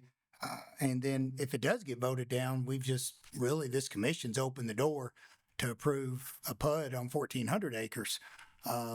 It theoretically is what we did tonight by approving this PUD out in the county like this. And I can guarantee you, my friends out in Tucker's probably wouldn't want this type of development out there on their land in an agricultural area. However, we've approved a whole lot of variances, didn't approve some, and we're looking at 185 lots when our current ordinance says that they're required to have 600 foot. 600 square feet. It's a lot or whether, 600 square foot, whether it's a lot or whether it's not. Again, it's in our rules. And again, we're not going to follow our rules, and I'm against this variance. Commissioner Franklin? Yeah, I just wonder if this is even necessary since variants 1 and 2 were not approved. Because it seems to me that because those two variances were not approved, it has altered the density of this development quite a bit. And I can't imagine that it's even needed. It's definitely altered the extent of where will be developed on the property. Well, in the case of living space outside of those lots, it just grew by a great deal based on number 2 anyway, and setbacks number 1. Yes, sir. I'm not sure this is even pertinent at this point, but because I don't think because of the first 2 variances, it's going to be effective. Are you withdrawing your motion? No, I'm going to vote for it because I don't think it's, the thing about a PUD, I've heard some comments about PUDs breaking zoning rules, and that's actually why you do a PUD. is to not agree with the straight zoning rules. Now, it doesn't mean we have to approve all these variances, and we haven't.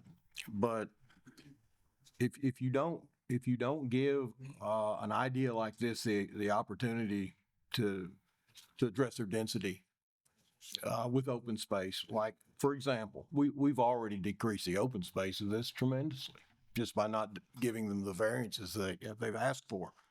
And I don't mean to wander here, but again, if we rezoned everything like Williamson County did to 5-acre tracts, and we almost triple our density by 2045, there won't be any open space in Wilson County.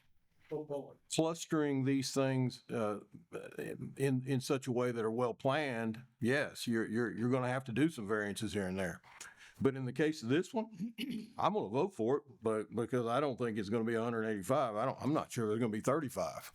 But anyway, if there are 35 left, I'm going to vote for it. Commissioner Hall? Grant a variance. Are we not granting a variance because they've demonstrated that the rule creates an undue burden on them? That would be the Board of Zoning Appeals criterion for granting a variance. It would have to be some natural or unself-imposed hardship. Okay. But in this case, the Planning Commission and the County Commission, by design of our current PUD, give you the purview to consider design elements that would otherwise need to go to the Board of Zoning Appeals for variance. Okay. No other questions no other people in the hopper here, so we vote yes if you want to vote yes, and from reducing it from 600 square feet to 300 square feet on outdoor living space. If you don't want to do that, vote no.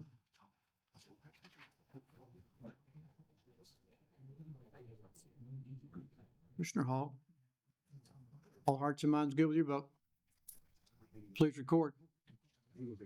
13 yes, Clear. 11 no, 1 absence. Okay. So as we look back at what we've approved, we approved the PUD. We voted no on the 10-foot and 20-foot separation. We did not get a motion, and I'm assuming I still don't have one. It would be preferable if we could get a clear motion on number 2, just so we can direct how this is going to proceed. So, Mike, I want to go back. I had no motion, and so it failed for a lack of motion. I can come back now and revisit that. You can, because the argument that it failed may or may not hold up, because it was never an actual vote on it. There's just no action taken. Okay, so when we revisit it, if he makes a motion to approve it, and I had a second? Second. I have a second by Commissioner Chandler, so now I could vote, I guess they can vote. But that's okay. I think so. I just think it's common that we both felt like it was preferable. Because the entire thing was continued to you. You've approved some, you've not approved some. And given what you've already done, it's going to have to go back to the Planning Commission for a revised master plan. Commissioner Kurtz. I guess I don't really know. I hate to disagree with Mr. Jennings, because I don't think I've ever disagreed with Mr. Jennings, but I think the issue was died for lack of a motion. I don't know how we can bring it back up to vote on. However, if that's where we're at, I'll renew my opposition to this. 3,300 square foot lots. That's a really, really, really small lot. Up to, and when, so we're going from 40,000 to 20,000 by the, and then a variance 16,700 to one of the smallest lots. Yes. So we're giving, if one lot was 3,300 square foot, we're looking at a 16,700 square foot variance. Of the total, we would be looking at somewhere around 400 variances, looking at lot sizes when we're at 20,000 square foot minimum. Again, this one really bothers me when this commission voted to go to 2-acre lots in A1 to decrease the density and stop some of our growth. And then we're going to do this inside of a PUD and allow some of the density on the 207 acres. I'm just bothered that which way do we want it? Do we want larger lots or we want really tiny, small lots? And I understand that maybe this is the way we need to go. And Mr. Franklin, I guess I can't totally disagree. We look at open space and, but out in the rural areas, I just can't see this type of development going on 1,400 acres, which was again, what we're setting up to come back in front of us. So I'm against this, and I also disagree that this could come back up for a vote because it died for lack of a motion. Let me explain myself on that, and feel free to continue to disagree. You might talk me out of it, but I've had some time to sit here and think about it while y'all were dealing with 3, 4, 5, and 6. If someone makes an application to the Board of Zoning Appeals downstairs or to the Planning Commission, we have to make a decision. We can't just say, we're glad you came in, but we're not going to decide it, because that's what we're sitting there for. And I guess I'm comparing this to below. If they've sent it up here, do we not need to make a decision on it? That was my thinking. Sure. And may I respond? Well, and let me say one other thing, something I'm always concerned. And that is, if somebody dissatisfied with this on either side, whether they want this development or don't, they have the right to appeal this within 60 days from tonight's decision. If they take that to Chancery Court and the Chancellor looks at it and says, you didn't decide all the questions, I'm going to send it back down.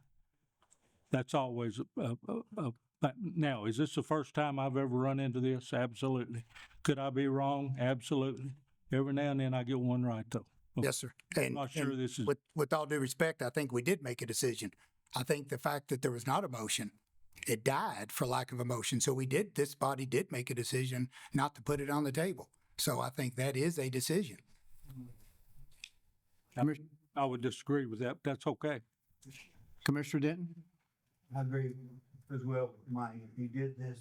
Which Mike? We failed to rescind the motion because we said it wasn't a motion. And now we are saying that we're going to go back and act on a motion that's dead. Why, just a few seconds ago, did we not get a motion a second then? And if we didn't get one then, what have we done? Just spend our time to try to produce one now and create again? Why would it come back up again, period, since it's already dead? I agree, it cannot be alive. Commissioner Gentry? I believe in Robert's rules, there's a motion to reconsider. And I think this would be in order. I make a motion to reconsider this number 2. Second. Got a motion to reconsider in a second. Does that apply? You can't reconsider it. I almost wish I hadn't brought it up. First of all, you got a motion and a second on the floor you've got to act on or withdraw. And you can do that. And then if you want to reconsider, which I think is what Mr. John's talking about, the previous inaction, correct, then you can do that if you wish, if you get a majority vote.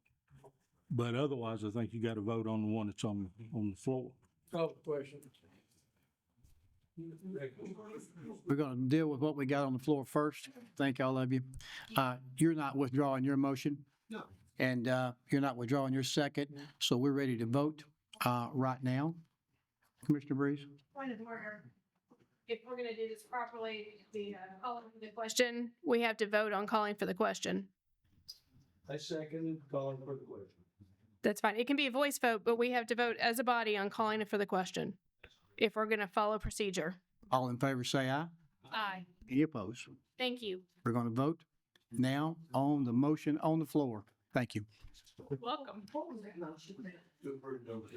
So the motion on the floor is to approve the number 2 variance that we got no motion for the first time.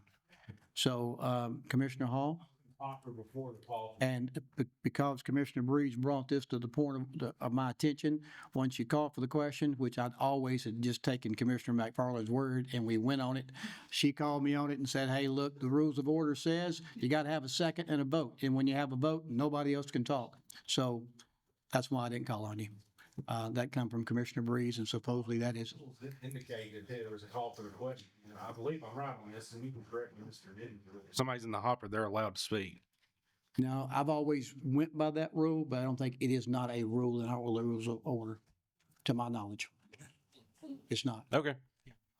I rechecked her when she was getting on me. Right. So here we go. Sorry. It's okay. We're ready to vote on the variance. Got a motion and a second. Vote if you want to allow the variance on number 2 for the lot sizes. If you don't want to, vote no.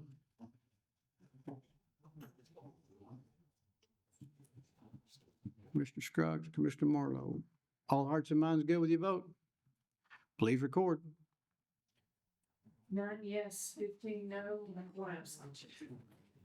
Thank you. And what we will do is refer this to the Planning Commission for a revised master plan that complies with your approval of the zoning and your approval of the few variances that you did approve, while also acknowledging the ones you did not approve. With that, it's been I've still got one more zoning. I can't say that yet. Yes. No, I don't. I don't really. I'm sure this for, it has. It has. A little bit of time. Yeah. So then, are you ready for the next item? Please. Okay, Joe Haddix, representing the Property Owner Logistics 840 LLC, has made an application to request an amendment to the 840/Couchville Pike Master Development Plan. The property is located at 101 Logistics Drive, containing 13.18 acres, and is further referenced as Wilson County Property Map 138, Parcel 34. The purpose of the amendment is to add the following uses: gasoline service stations, manufacturing incidental to retail, utilizing no more than 35% of the area of the structure for manufacturing, office uses, general retail, truck terminals, truck maintenance and parking, equipment rental, and outdoor storage with appropriate screening. These proposed uses would be in addition to the light distribution and manufacturing and offices and commercial sales already allowed within the originally approved C4 master plan. This application for amendment to the for this master plan were submitted to the Planning Commission on Friday, October 18th, 2024, and is being forwarded to the County Commission with a positive recommendation for added uses and developer commitments. Those commitments are: if the requested use requires perimeter screening per current zoning code, such screening will be provided. If screening is required along the western portion of the site, it shall be installed between the proposed improvements and existing TVA easement. A minimum of 5,000 square foot building will be constructed on the northern parcel. No porta-john storage and/or sales shall be permitted within the development. A final site plan shall be submitted for review by the County Planning Commission for any development on the northern parcel, and the storage of salvaged, wrecked, or junk cars is prohibited within the development. This is in Commissioner Hobbs and Commissioner Evans' district. I'll refer to Commissioner Hobbs first and then Commissioner Evans.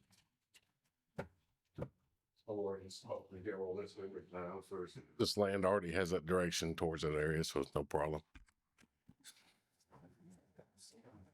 Commissioner Evans? Not my district, Mr. Chairman, but I did have a question, Tom. I've watched a lot of discussion about porta potties at the what was the request? What is it that they're wanting to do? Well, their initial discussion with the applicant, with the staff, was that they had some equipment rental facilities that they wanted to put in there, and it was our estimation that at present, that use was not allowed under the current master plan. Some of those rental facilities, whether it's Absolute or Herc or some of the other ones, do have entire divisions that are dedicated to storage and rental of porta-johns, and we didn't feel that that was necessarily in keeping with the character of that overall C4 development. Same thing with the junk and salvage vehicles, if we allow car sales or vehicle sales. Yes. Yeah. Yeah, like the lifts and those types of things would be permitted there, as I understand it.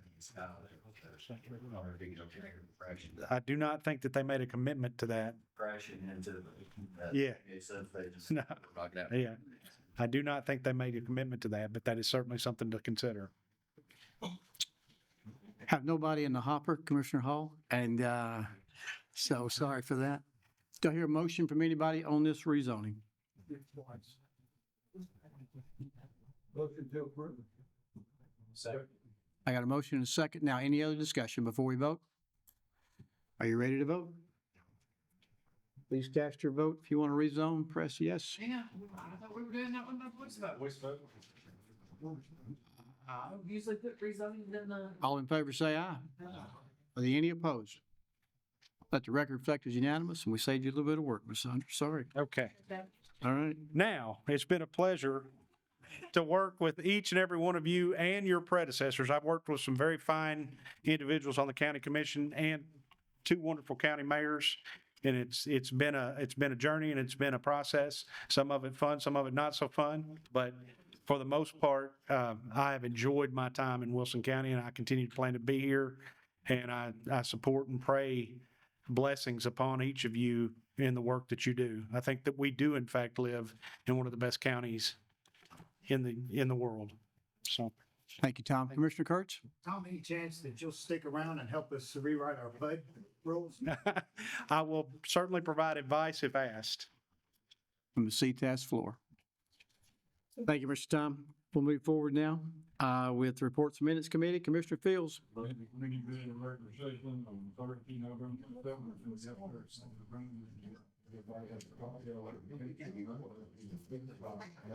Any discussion? Seeing none, all in favor, say aye.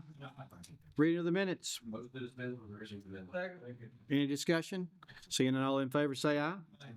This time, I'd ask Mr. Brent Finley from the West Wilson Utility District if he would come forward to address the county commission on the, Mr. Freddie Weston, I got the gay A team here, my bad.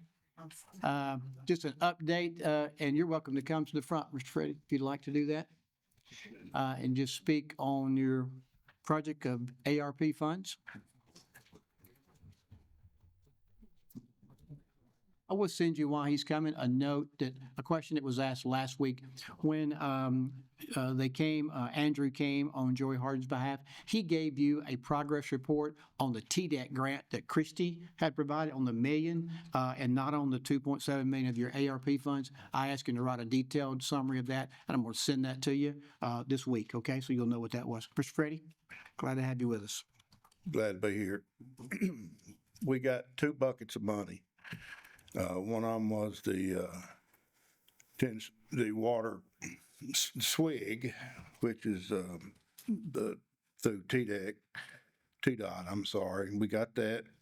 We had to spend $1.3 million to get the 1 million, which we've get an invoice for $900,000 already sending in, a request for payment.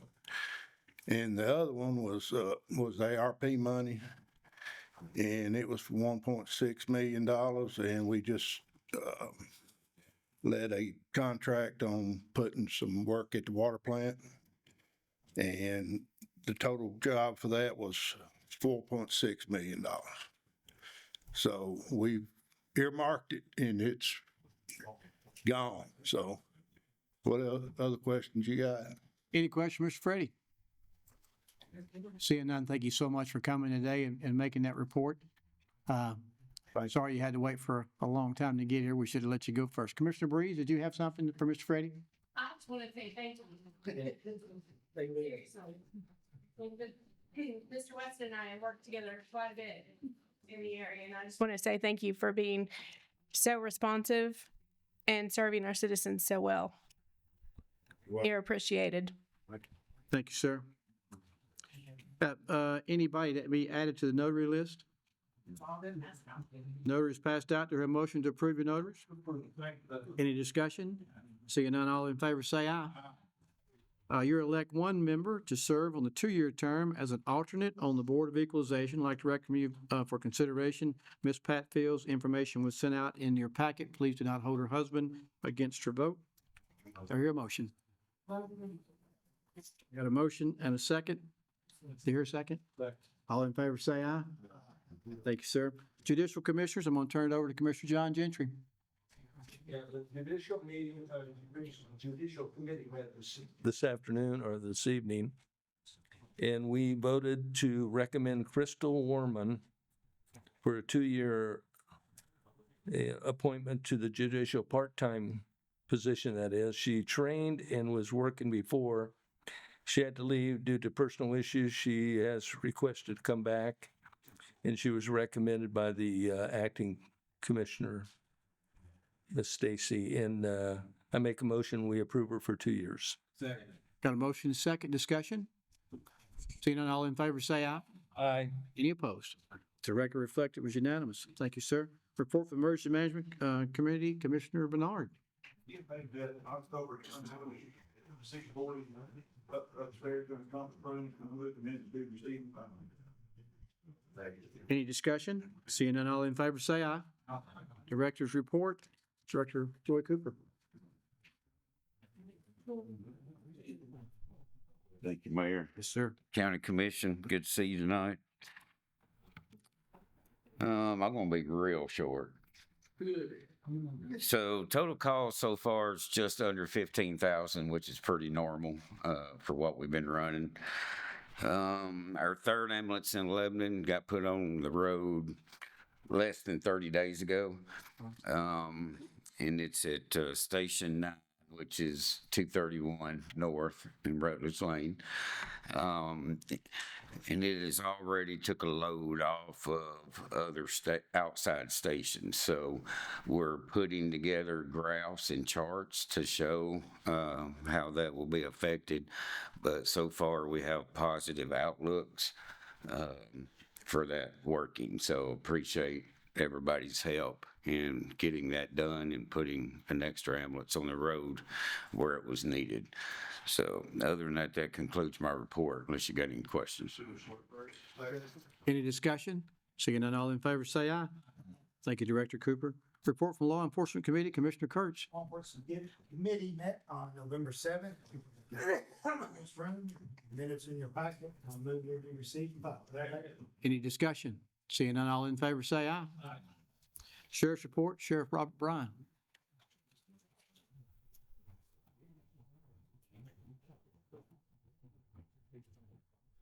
Thank you, Mayor, County Commissioners. Your report's in your packet. Couple of numbers I wish you'd look at is traffic enforcement locations. We had 328 complaints of traffic speeders across the county this past month. And don't you look at that number of officer stops that was made, it went from 280 to 622. So we're taking these complaints serious. A lot of them was, I know there's been a lot of discussion about Highway 109, Commissioner Bernard.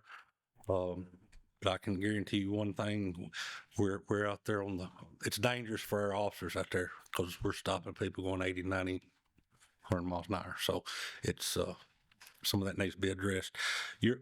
All the other numbers are pretty much on par. I would like to say one thing about the 225th anniversary celebration. Commissioner McFarland, Commissioner Weathers, Commissioner Hobbs. Commissioner Partlow. No, I was working with Corey, Commissioner Hobbs Green missed it.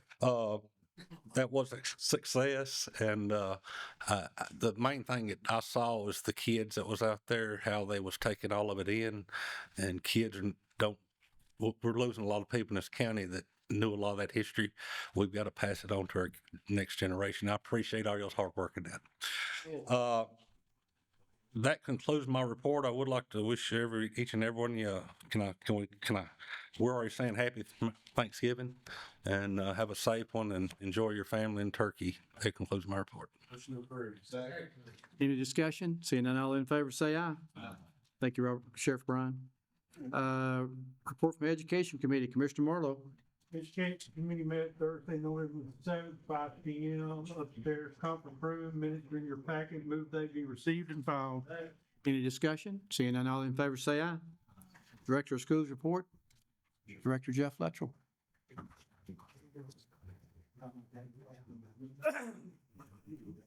Good evening, Commission. You do have my report in front of you. Just like to echo Wilson County birthday celebration. Don't leave anybody out. Thank everybody who participated. I know that took a lot of work. Mr. McFarland, I know Ms. Weathers worked on it. I want to thank our kids, their teachers.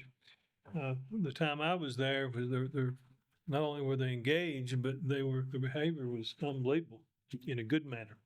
A lot of times we're quick to report things and point out when our students don't act correctly.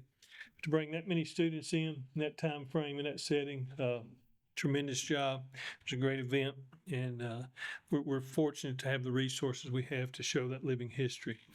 I also would like to, another group, our students that participated in the monologues. If you got a chance to see that, there was a lot of work went into that. That was done in another fine arts program where they worked on that and learned those parts and did the research. So a very good event. For my report tonight, enrollments, I think high as it's ever been, 20,814. That's up 412 students from the end of school year. Put that in perspective, if 50% of them ride a bus, that's approximately 6 new bus routes. And we're still fighting a losing battle there and trying to find drivers. But that's just happened since school started, August 1. All indication with that is just talking to schools and registrars, people are just continuously reaching out about moving into this area. So I expect those numbers continue to rise. Wilson County School District's graduation rate for the 23-24 school year is final. It's 98.5%, ranks third in the state of Tennessee. And there's a lot of work on a lot of individuals to ensure that a kid achieves that, including the student, their family, but our teachers and all the programs that we implement to make sure that they have every opportunity to receive their high school diploma. So we're pretty proud of that. And especially proud of where that ranks for a district this size to be able to do that is pretty impressive. Thanksgiving break will be November 25th to the 29th, and we'll be out of session. Remember, December the 5th is Enough is Enough, and that's a Project iGuardian from Homeland Security will be coming in to ATC. And I know, I think some committees got moved, so you can have the opportunity to attend. I encourage you to attend. I think it will be eye-opening for some of the things that we're dealing with in our schools.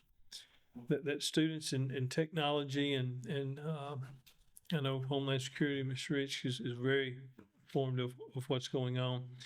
But encourage you to attend if possible. It's for 18 years and older, no children allowed.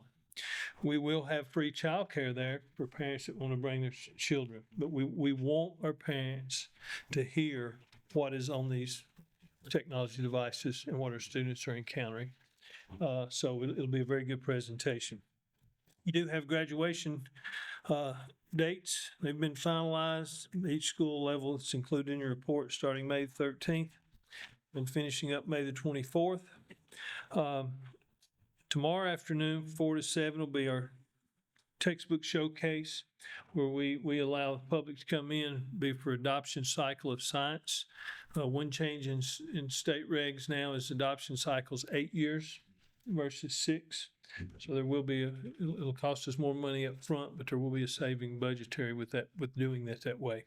But you can walk in ATC tomorrow at 4 o'clock, Event Center. Publishers will be set up, and you can take a look at what our board will be deciding upon. The way that works, we have a committee, make a recommendation.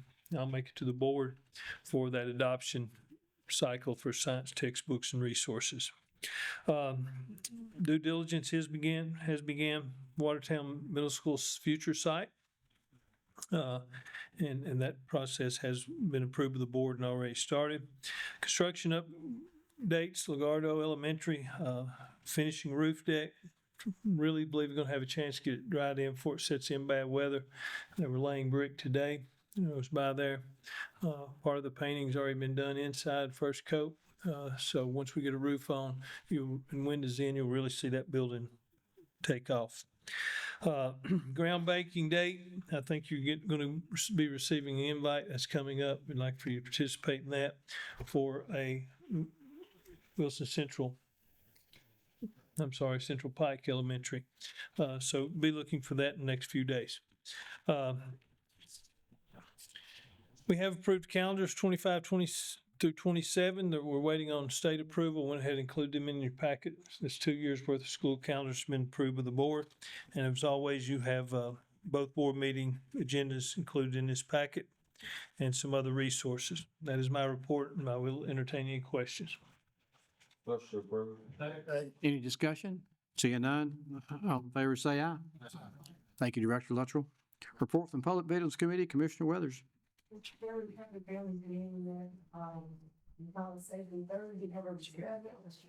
6556 upstairs courtroom, conference room, the minutes here, Linda May received that.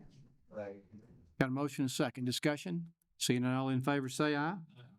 Committee reports, Ag Center Management, Commissioner Scruggs. No report. Animal Control, Commissioner Breeze. No report. Audit, Commissioner Glover. No report. Broadband Access, Commissioner Franklin.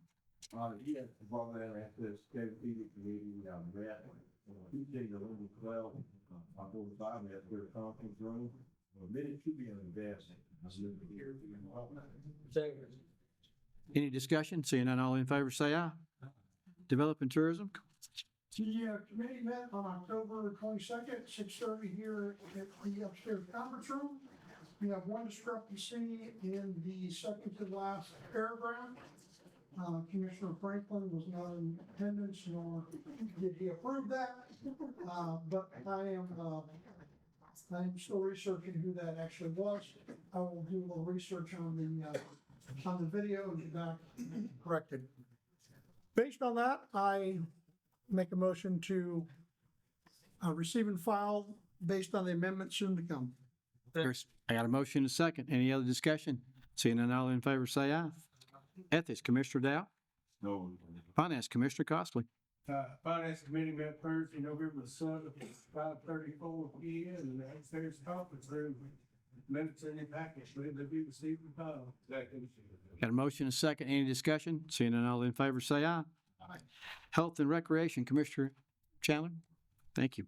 Insurance, Commissioner McFarland. Judicial, Commissioner Gentry. The judicial committee met, this evening, minutes will be next month. Legislative Ad hoc, Commissioner Costley. No report. Planning and Zoning, Commissioner McFarland. Planning zone met on October the 15th, time frame. In the packet, they both be received. Discussion? Seeing none, all in favor say aye. Rules, Commissioner Keith. No report. Urban Top Facility Board, Commissioner Scruggs. Finance Director's Report, Mr. Aaron Maynard. Cumberland students in the back, you can go home if you'd like to.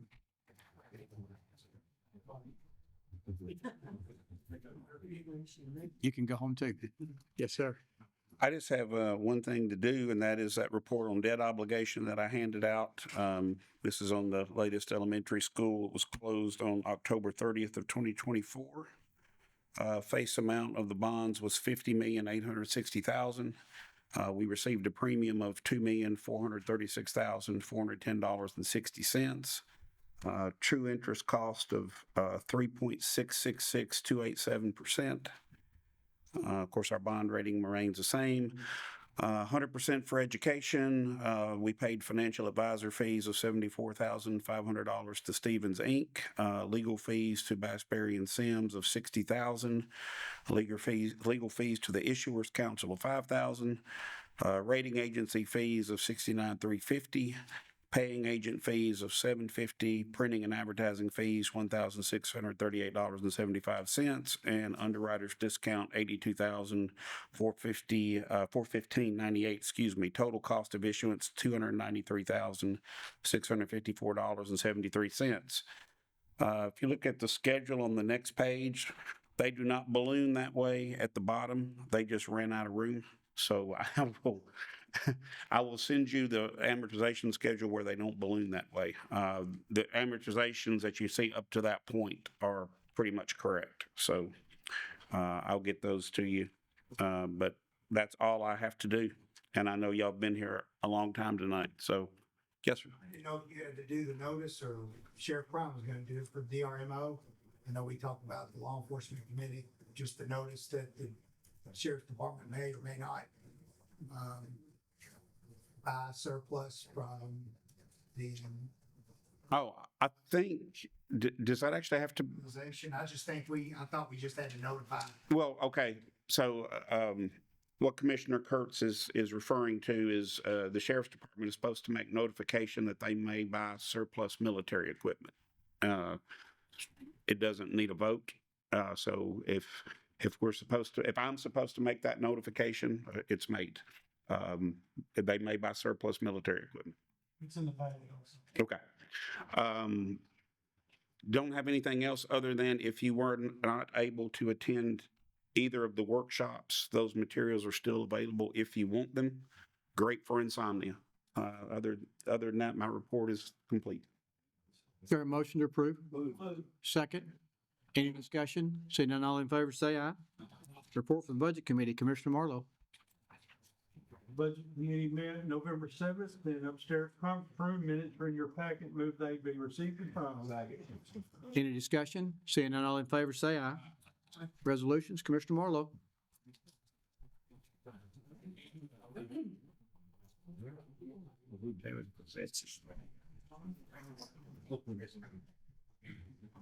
Okay. Resolution 24-11-3 to amend the Southern Wilson County Planning Growth Area Sanitary Sewer Access Guidelines. Got a motion and a second. Any discussion? Seeing none, all in favor, say aye. Aye. Any opposed? Resolution 24-11-4 to amend the budget and appropriation resolution by approving Wilson County Board of Education Budget Amendment 25-03. I got a motion. I got a second. Any discussion? Seeing none, are you ready to vote? Please cast your vote. Commissioner Dow? All hearts and minds good with your vote? Please record. 24 and 1, resolution passes. Resolution 24-11-5 to amend the budget and appropriation resolution by approving Wilson County Board of Education Budget Amendment 25-04. Discussion? Seeing none, are you ready to vote? Please cast your vote.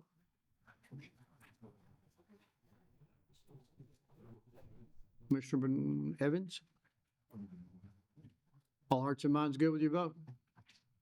Please record. 24 and 1, resolution passes. Resolution 24-11-6, adopting the program policies, procedures for the Wilson County 2024 Home Rehabilitation Program. Got a motion, second discussion? Seeing none, all in favor, say aye. Aye. Any opposed? Thank you. Resolution 24-11-7 to amend the budget and appropriation resolution to make an additional appropriation from the general fund to veterans, no vet left behind. Motion is second discussion. Seeing none, are you ready to vote? Please cast your vote.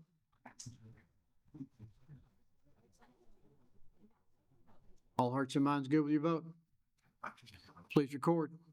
24 and 1, resolution passes. Resolution 24-11-8 to amend the budget and appropriation resolution to make an additional appropriation from Veteran Services Reserve Fund to Veteran Services. Discussion? Seeing none, are you ready to vote? Please cast your vote. Hearts and minds good with your vote? Please record. 24 and 1. Resolution 24-11-9 to reflect revenues received but not included in the original budget, and to amend the budget and appropriation resolution, make an appropriation to the Sheriff's Department. Discussion? Seeing none, are you ready to vote? Please cast your vote. All hearts and minds good with your vote? Please record. 24 and 1. 24 and 1. Resolution 24-11-10 to reflect revenues received but not included in the original budget, and to amend the budget and appropriation resolution to make an appropriation to the Sheriff's Department. Any discussion? Seeing none, are you ready to vote? Please cast your vote.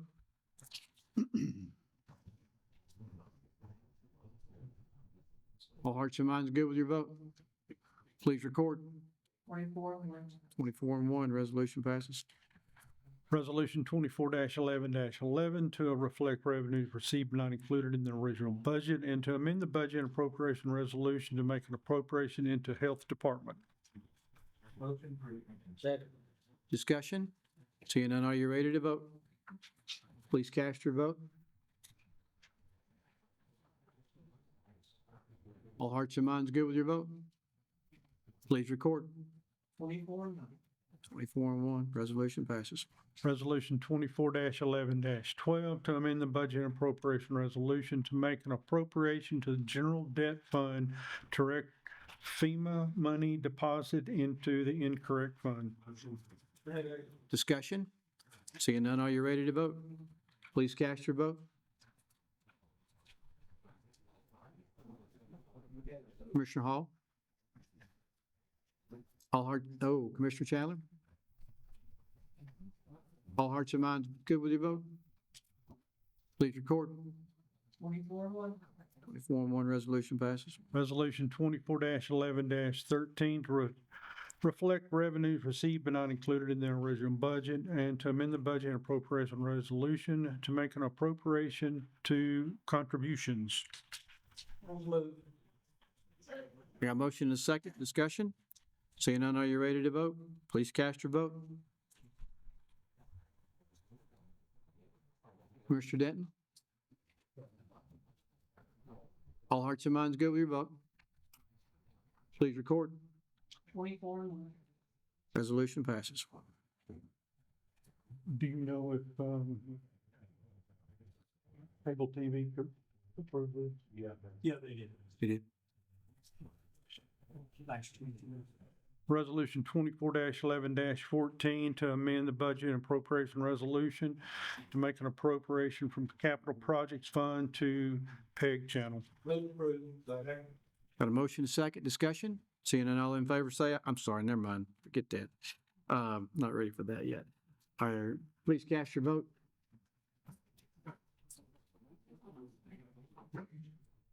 All hearts and minds good with your vote? Please record. 24-1. Need a motion to go out of session to consider the last one. All in favor say aye. Now we're going to consider the purchase property of at 513 East Lester. Do I need a cap? That's a money question, so I guess got to do a roll call on that one, right? Yeah. Okay. This resolution here, so we do a lifetime estate for the 513 property. That property, I have talked to her. She is willing to accept a lifetime estate. $225 is what we paid for the rest of the homes. If she leaves early, then we get the property. If she passes, it's automatic. It goes to us by the deed. That's what the resolution's about. We took care of the other ones. We just didn't take care of that one, and so that's what came to you late. Any questions or conversation, or do you hear a motion? Any discussion? Is this the final track? This is the final track, yes, sir. Are you ready to vote? Please cast your vote.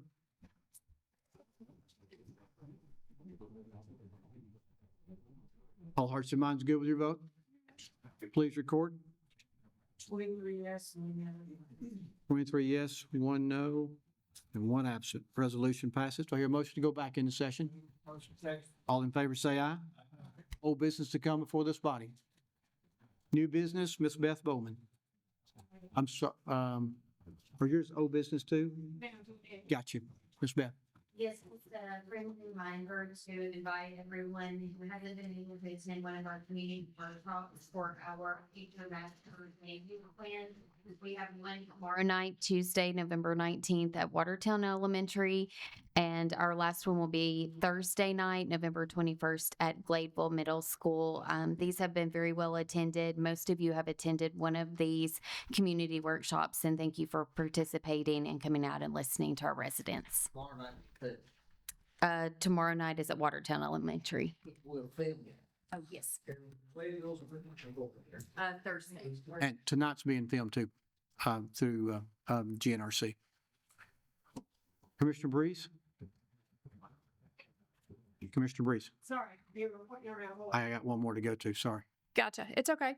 I just wanted to share some information that I think that the commission might be interested in. On Friday, I visited the property on Linwood that we're going to be discussing on December 16th.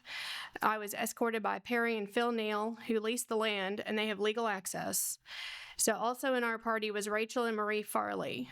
Marie's father owned 400 acres of the property, and it's where Marie lived as a little girl.